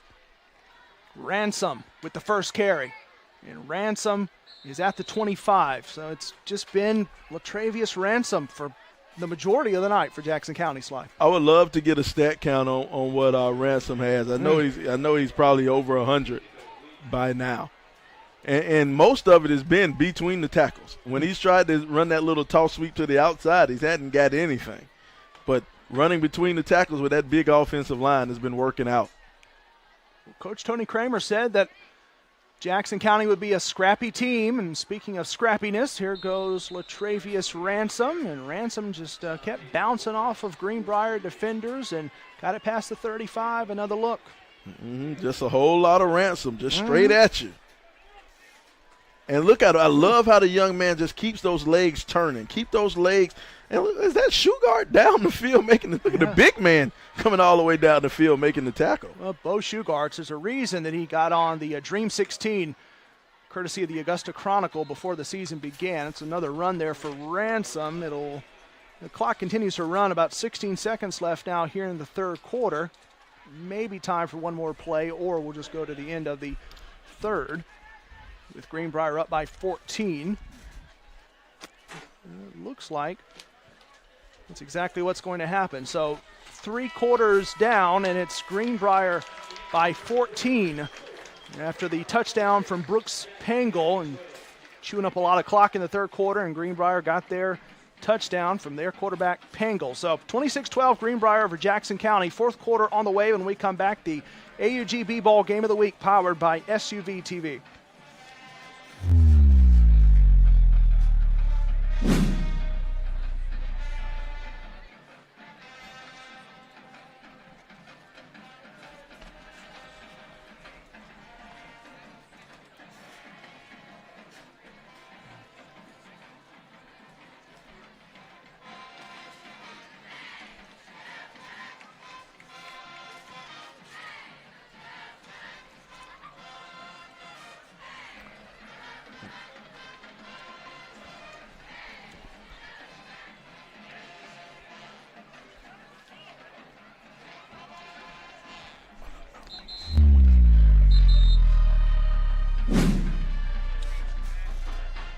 All right, we're back.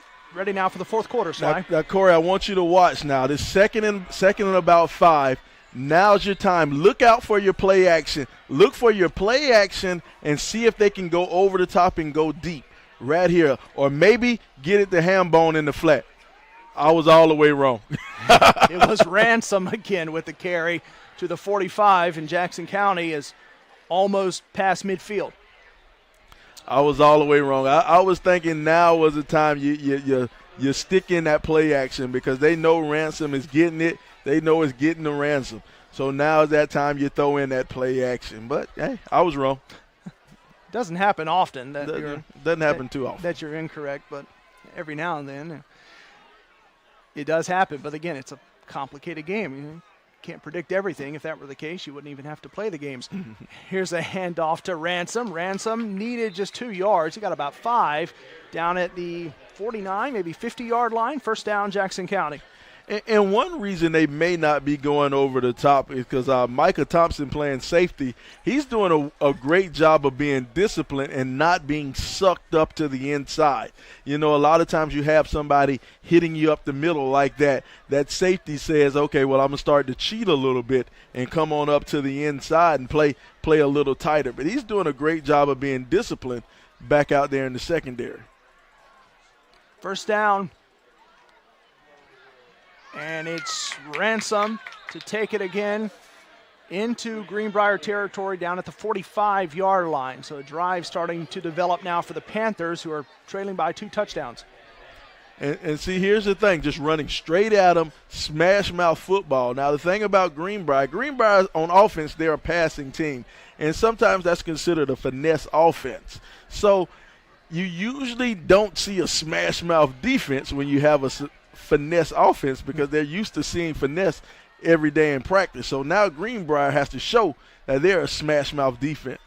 2nd and 5 from the 45 for the Panthers. Again, Ransom in the backfield. Instead, it'll be Stinchcomb. He'll toss it. It's caught. It's a pretty good catch, too, because it's down to the 35-yard line. The reception made by Bo Reeves that time. It was Reeves. See, on that play, that's where that slippery turf comes into effect. Now you need your longer spikes in your cleats. You know, if they have the removable cleats, you need those longer spikes because the DB on that play tried to plant and come up and break up that pass, but he slipped when he tried to plant, and that allowed Bo to catch that pass and have a little bit of room to operate. Yeah, for those unaware, it rained heavily yesterday morning all through the Augusta area. Here's a handoff, Latravius Ransom. Ransom to the 30-yard line. That'll bring up second down. Looks like probably second down and 5, but the rain was so heavy they had to delay the opening round of the Masters by about 3 hours, and it's just now starting to dry out a little bit. The rest of the weekend will be fine, but of course, that doesn't mean anything. We're playing tonight. We're not playing tomorrow or Sunday. So as you said, Sly, and you know this as well as anyone because you've been down there in it before, it's wet and it's messy right now, and you got to deal with it. Got to deal with it. And this is the thing. Both teams have to play in it. Yeah, right. So it's no excuses. 2nd and 7. Ransom again. And he is probably going to get forward progress for maybe an extra yard or two. He was carried back towards the end, but Ransom, it'll be 3rd down and maybe 4-5 coming up. And all this is smash mouth football. They're loading up. They're going behind Hambone over there in that big offensive line from Jackson County. They're just following behind that offensive line. And all you need is 3 yards in a cloud of dust. 3rd and 3, and Ransom has to have at least 24, 25 touches tonight. He's going to get another one here. But then again, Latravius Ransom is running the football so well. Just keep handing him the football. He's got a first down for Jackson County. And see, here's the thing. Like you said, he's working so well, just driving the ball down the field. He's working so well. I am a big proponent of throwing in that play action. It is coming. It's going to come, and it's going to hit real hard whenever it comes. Well, as they say, and you put that run into effect to set up play action, but now we've got movement. We've got Greenbrier crashing into Jackson County. Oh, what a stand. And they stood up and they stopped it on 4th down. It was 4th down and 1. What a stand by the defensive front. Look at this. They went up under center, and look at that defensive front. I think Shogard was in there. He was in the middle. Hey, that is a great stand by the defensive front from Greenbrier. That's how you do it. You know, we talk about getting tough, not being a finesse defense, being a smash-mouth defense, and that's what that defensive line did right there. They got tough and just smashed Jackson County in the mouth. Yeah, Ransom was short of the first down. We gave it to him prematurely, and so it was 4th and 1, and Greenbrier with the biggest defensive stand of the night. So now Pango and company back going, but now it's a loose ball as it was Pango trying to get that one away to Leverett on a little touch pass in the backfield, trying to go with some misdirection. It almost went back the other way. Wait a minute, they call that an incomplete pass? Well, yep, he tossed it forward. Yeah, sure enough. Yeah, technically that is an incomplete pass. Okay. he got lucky there as well. I'm telling you. Oof. Yeah, technically that is an incomplete pass because he didn't try to hand it off. He tossed it forward.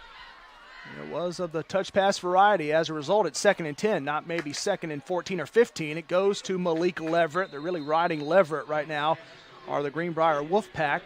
He's down at the 25-yard line. Wasn't enough for the first down, so it'll be 3rd down. And see, here's the thing. What you said, they're riding Leverett. They're riding Leverett. Now, the big play, the home run guy, call it. Yeah. Watch out for him coming down that streak down the sideline, a 9 route down the sideline or a 9 route up the seam. It's been there for him all game long. Look out for Collett right here on this play. They hit that same play twice in the first half for breakaway touchdowns for Braden Collette. And here's Pangle. Brooks Pangle with plenty of time. He'll sling it, caught Braden Collette, and Collette's out at the 40-yard line, but he got a first down. You might not see it, but that was called a pick play. They ran the 2 crossing routes, one from each side, and look at the one receiver run interference. You kind of caught it at the end in the middle right there. The one receiver ran a little bit of interference, and that allowed Collette to get open on that crossing route coming across. Now, that's a well-designed play right there by the coaching staff. Head coach Tony Kramer, the rest of his team, Sterling tonight. Jeremy Gant, the offensive coordinator. David Barnes, offensive line coach. Mike Bibby, Running backs coach. How about Steve Ackley, defensive coordinator? Here goes Pangle. Deep ball. Braden Collette. He holds it in at the 25-yard line. Another big pass and catch, Braden Collette. There's that 9 route down the sideline. I guess I called it a one play too early. Straight down the sideline, and all that is I'm just faster than you at the cornerback. I'm a better player than you are, Mr. Cornerback. And he just ran right by him. That's a great effort. Just a great individual effort by the quarterback and the wide receiver. Blew past R.J. Jones in coverage. 1st and 10 from the 24, 6.5, a little under 6.5 to go in this ball game with Greenbrier up by 2 scores, trying to make it a little bit more. Pangle, complete. Smith spun away from 1 to Jackson Smith. He's down, and the play finished at the 20-yard line. Good job of blitz recognition by that offensive line. They saw it's usually a 3-man front, but they saw the two linebackers coming up, the blitz on the inside. The offensive lineman closed down that middle, and boom, your quarterback hits your receiver on that curl route, that little 5-yard curl route. Way to get rid of it and keep the positive going. 2nd and 7 from the 21-yard line, so just 1 yard to get into the proverbial red zone, as they call it. And that's the key spot. Here goes Pangle. Leverett. He'll get to the outside, to the 20, now looking towards the 15.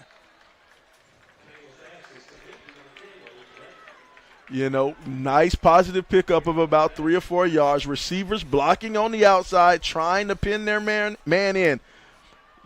Good job of just having that positive pickup. Picked up about 3 or 4 yards on the play. Now it's 3rd and 3.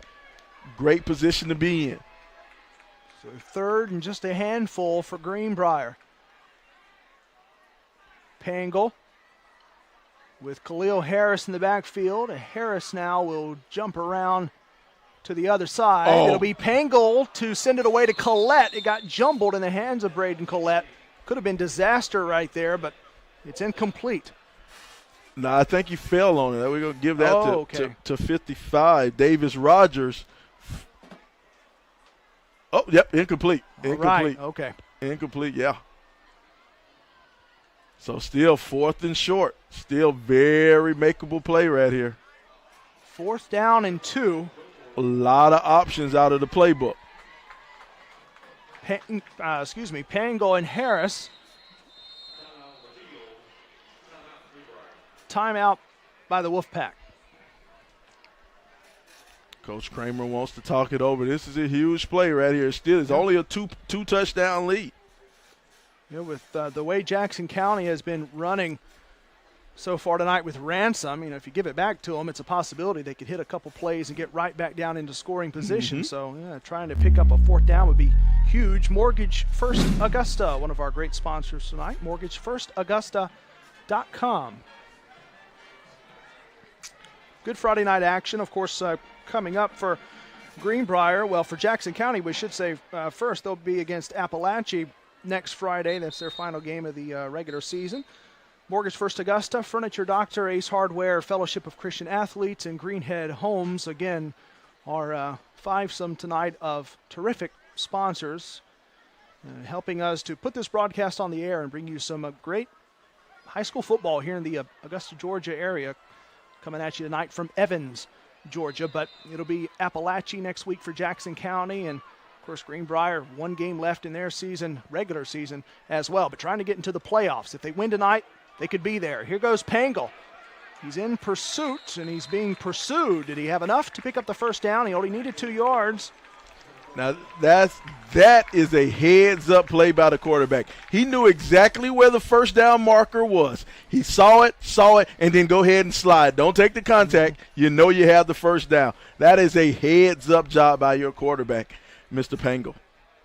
Yeah, he's good, and he was talked up enough pregame, and we knew coming in that he would be something to see, and we have seen that tonight. He's been able to get it downfield. He can also run with it, but next week it's against Eastside to close down the regular season for Greenbrier next Friday at 7:30 before they go what looks to be into the playoffs. So 1st and 10, 1st and goal, if you will, from the 14. A handoff, and still going, trying to reach was Braden Collette. Was he down at the end when the football came out? Yeah, they're going to say, yeah, he was definitely down. He just tried to reach out toward the end. Yeah. Let's look at him as he – yeah, he's down. Ball can't cause a fumble. He's good. That's right. Ground can't cause a fumble. Well, I guess the ground can't cause a fumble. That's the big question. That's what comes into play sometimes. Was it caused by the ground? Did another player touch him? Was it poked out? It gets complicated. Fortunately, that time it wasn't. And Greenbrier, their drive continues. 1st and goal from the 4. Leading by 2 touchdowns. 3:45 left in the ball game. This could pretty much do it if they punch it in here.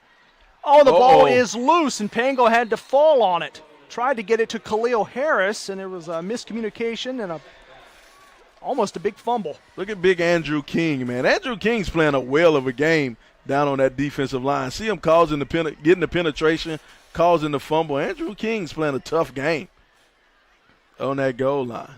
Yeah, we've called King's name multiple times so far, and he almost came up with a big play. And if Jackson County is going to get the football back, they need to get it back within seconds if they have a chance, because down by 14 and the clock's rolling, almost 3 minutes left now in this ball game. Here's Pangle, 2nd and goal from the 10.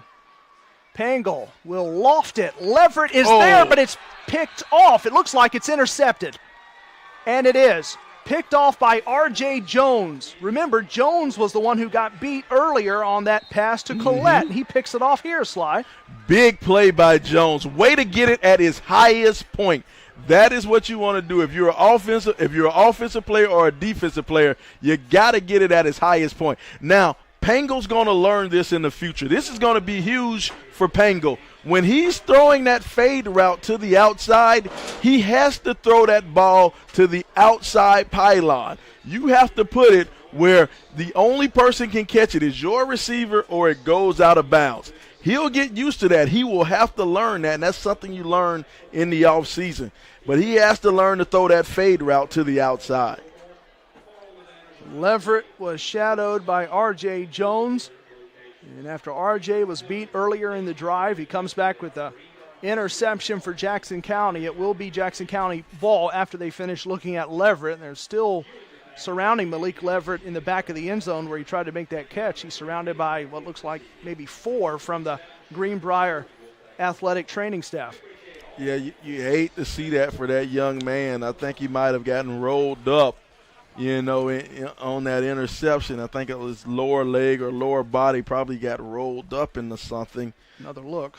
Let's see what happens.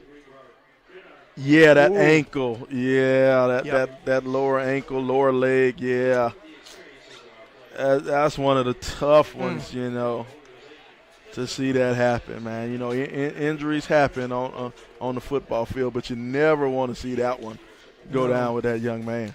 Yeah, an unprotected area there in the lower body, and now head coach Tony Kramer is going to go down there. Furniture Doctor, one of our sponsors tonight, FurnitureDoctor.net. Leverett down there, along with our own Chad Cook. He's close to the end zone as well. Chad patrolling the sideline. It looks like now that Leverett is going to get a hand or two and walking gingerly back to the Greenbrier sideline. Fortunately, not a long way to go there. He's only got to go maybe about 20 or so yards to get back to where he can be looked at further. Leverett. So mentioned Brooks Pango and how tremendous he's been this year, and Jeremy Gantt, the second-year offensive coordinator for Greenbrier, saying he's been a tremendous surprise. And well, it was a surprise there to see the interception, but fortunately Greenbrier still leading by 2 touchdowns. They're still looking just fine here with 2:45 to go, but it's time now for Jackson County to get going. 2nd down. Yeah, in high school football, the clock does stop on first downs, but you're going to have to put that ball in the air. Under 3 minutes to go, you're down by 2 scores. You got to go now if you're Jackson County, trying to avoid falling to 3 and 6. Toss. Caught, looks like Kofer that time. Got away from one tackle, and he runs out of bounds at the 40-yard line. And that's a nice play right there. If you notice, Greenbrier, they were playing the game with one safety over the top. Now they move back into kind of a cover to a hash look over the top in their kind of prevent defense. So now those quick curls, those 5-6 yard curls underneath are going to be open. So hit it, take advantage of it, and get to the outside just like that young man did. 2nd and 1 from the 39. Just need a yard to pick up the first down. Here goes Latravius Ransom. And Ransom is corralled and curtailed shy of the 45. And see, here's what Ransom has to learn. He has the first down. Time is running out on the clock. Soon as you know you have the first down and you see him wrap you up like that, drop down. Give up. Go ahead, give up so your offensive line can come back and get set so you don't lose any seconds off of the clock. First down. Almost to 2 minutes left, so not a whole lot of time remaining for Jackson County to quickly get down the field. They made the defensive stop. Can they get any points after the stop? Deep ball from Stinchcomb, incomplete. Target was Bryce Blake. Yeah, he just didn't have the arm to get it to Blake. Blake's a pretty tall kid, man. Looks like that's Isaiah Maxey. Yes, just heard it from our public address announcer here tonight, but that's Isaiah Maxey, who is now in at quarterback for Jackson County, number 19. Yeah, he just didn't have the arm to get it to Blake because Blake had a step on his man. 2nd and 10. Clock did stop, of course. That's probably the one good thing about that. 2nd and 10 from the 44. 2:04 left. Down by 2 scores. Jackson County caught. Pretty short play. Bailey Ham. 3rd down. Oh, wow. I thought he got out of bounds. They didn't give him out of bounds. Referee kept the clock moving. The announcer said he was pushed out of bounds. Referee obviously didn't think so. Nope, I guess not. 96 seconds left. As you said, Sly, that was big because about 15 or so seconds continue to run off the clock. Keeping it now, continuing to run. Stinchcomb is, that's still Maxey. And Maxey ran out of bounds at the 40, or did he run out of bounds? He did. Now I have to double check. Yeah, we're good. 1:26. Clock stops. You got to go now, though. Yeah, Maxey, you bringing in the junior, the second string quarterback. I'm not sure what's wrong with Stinchcomb. I'm not sure if it's a situation of you'd like to have Maxey in now, but that doesn't make any sense. Here's the incomplete throw. Again, Blake was the target, Bryce Blake. It hit him in the worst place possible. Got him in those hands again. Hit him in the hands. We've seen that quite a bit tonight. I don't know, is that a full season kind of thing? Because typically I know we saw that last year early on in the season, and as we went, it cleared up a little bit. I guess it's an all-season kind of thing, right? What you expect, game number 9 in the season, you shouldn't see drop passes. You shouldn't see drop passes, a lot of mental mistakes. You shouldn't see those this late in the season. No. Maxey rolling, dropped. Another one. They tried to get it to Anthony Finley. Did Isaiah Maxey, incomplete. 3rd down with 1:19 left. And here's the thing. You had him on the crossing route coming across the field with room in front of him to run. Got to pull that in. Got to pull it in.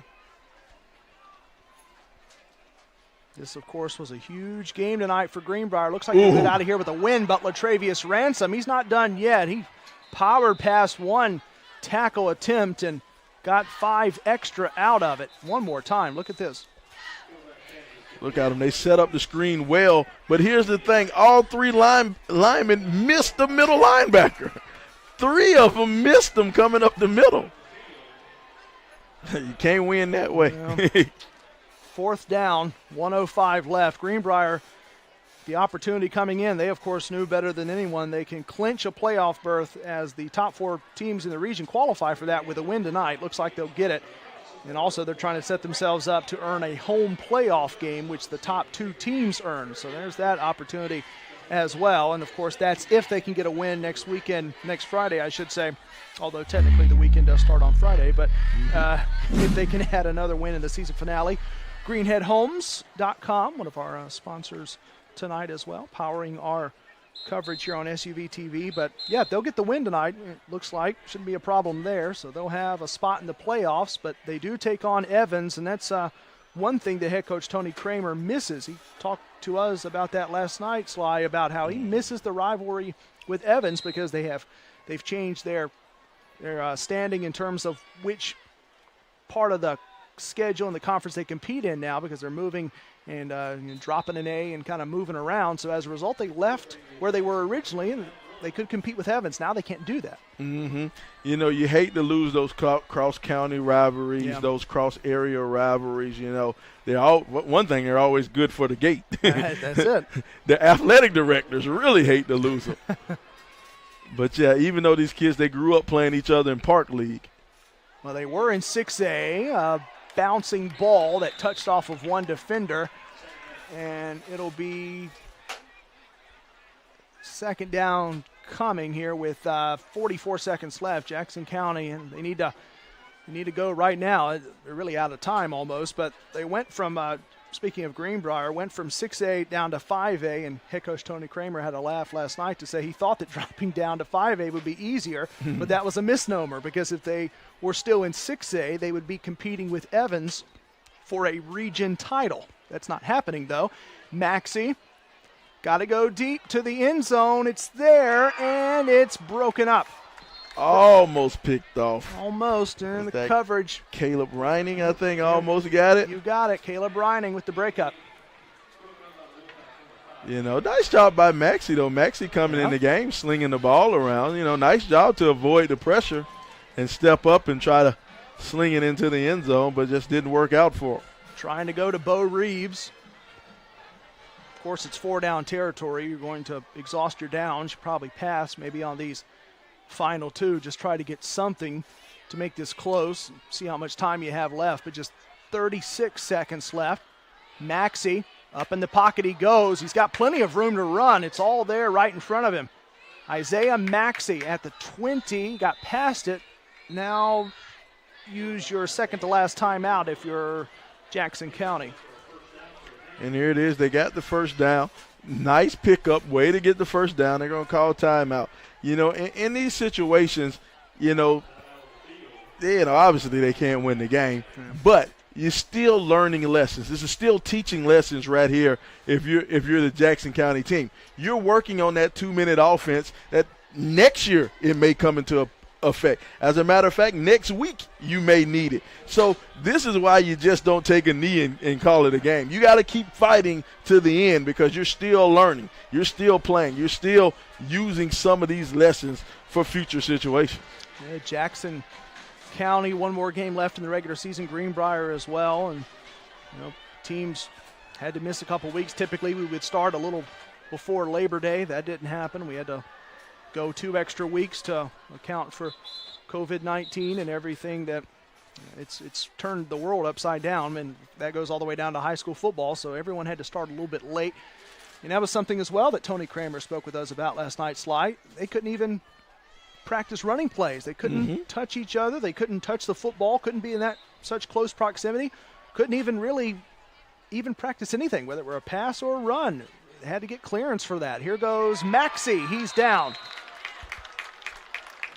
And this is the moments that you live for when you play defensive line. 15 seconds left, 20 seconds left. The ball's going in the air. Big shoe guard, you go ahead and you can put your hand in the dirt and pin your ears back, because you're coming. You're coming straight after him. There he is right there. Bo Shugarts, one of the Augusta Chronicle Dream 16 selections. That was back in mid-August. You see him there, big number 52. And Shugarts got a final score as well. And from our friends on the chat tonight, final score, Eastside won 31-0. That was over, I think, Walnut Grove. Our good friend Morris Shields. Loyal viewership tonight. We thank you for tuning in, and also the score update, because that Evans game means a lot. But Bo Shugarts, arguably the most disruptive defensive force in the area. Those are the words of the Chronicle. But 114 tackles last year, 22 tackles for losses, 7 sacks.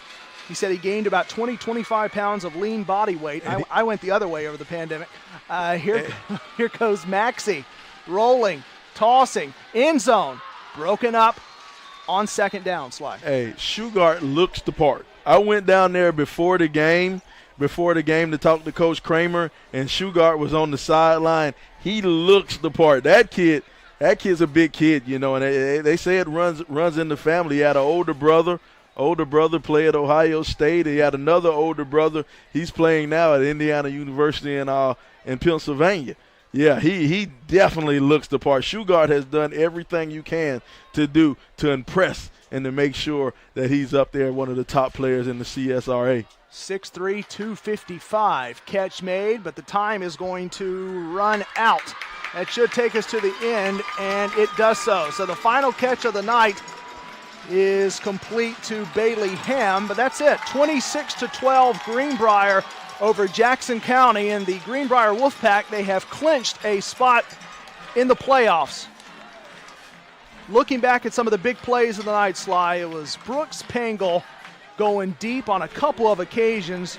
This one to Braden Collette. There was no one on him, and he went all the way deep for 6. And then guess what? It happened again.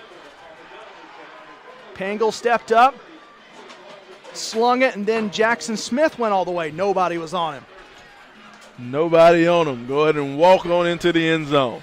Some of the biggest plays of the night were to Smith on that breakaway, and then 2 to Braden Collette. So it was just a huge first half. That's where the majority of the points came from for Greenbrier. They were a little slow towards the latter portions of the second quarter and then into the third, but eventually they got close to the end zone as the two teams meet at midfield. And it's about that time now. You know, who would you like to see for the AugBball game player of the week? It's a big decision, man. You know, a lot of guys stepped up. A lot of guys made big plays. You know, you can look at Brooks Pangel for what he did at his quarterback position. He threw for 3 touchdowns, ran for 1. That's right. Collette, he had to throw it to somebody, and Collette was there. You know, Collette was there. And even if you look on the other side of the ball, Ransom had a monster game in a losing effort, man. A lot of choices, Corey. I would say Braden Collette. I mean, he had 2 touchdowns. He went above the one that Jackson Smith had, and he was just completely untouchable. But and here we go. We just got a late update, and I think you just got it too, Sly. Pangel for 421. That sounded, yeah, Pangel. I think we have. I think we have some unofficial stats, but I think we got him for 421 yards, 3 passing touchdowns, and 1 rushing touchdown. I think Pangel's going to be my player of the game. Well, now that I've seen the 421, I gave out my player of the game too early, and then Mark is sending us up the text, and Chad was down there. I'm sure he got a number from someone there on the Greenbrier sideline. 421, but that makes sense, though. If you think about it, that was like that was, 3 60, 70-yard touchdowns? Exactly. Well, one of them was 67. The other one was 65, 76.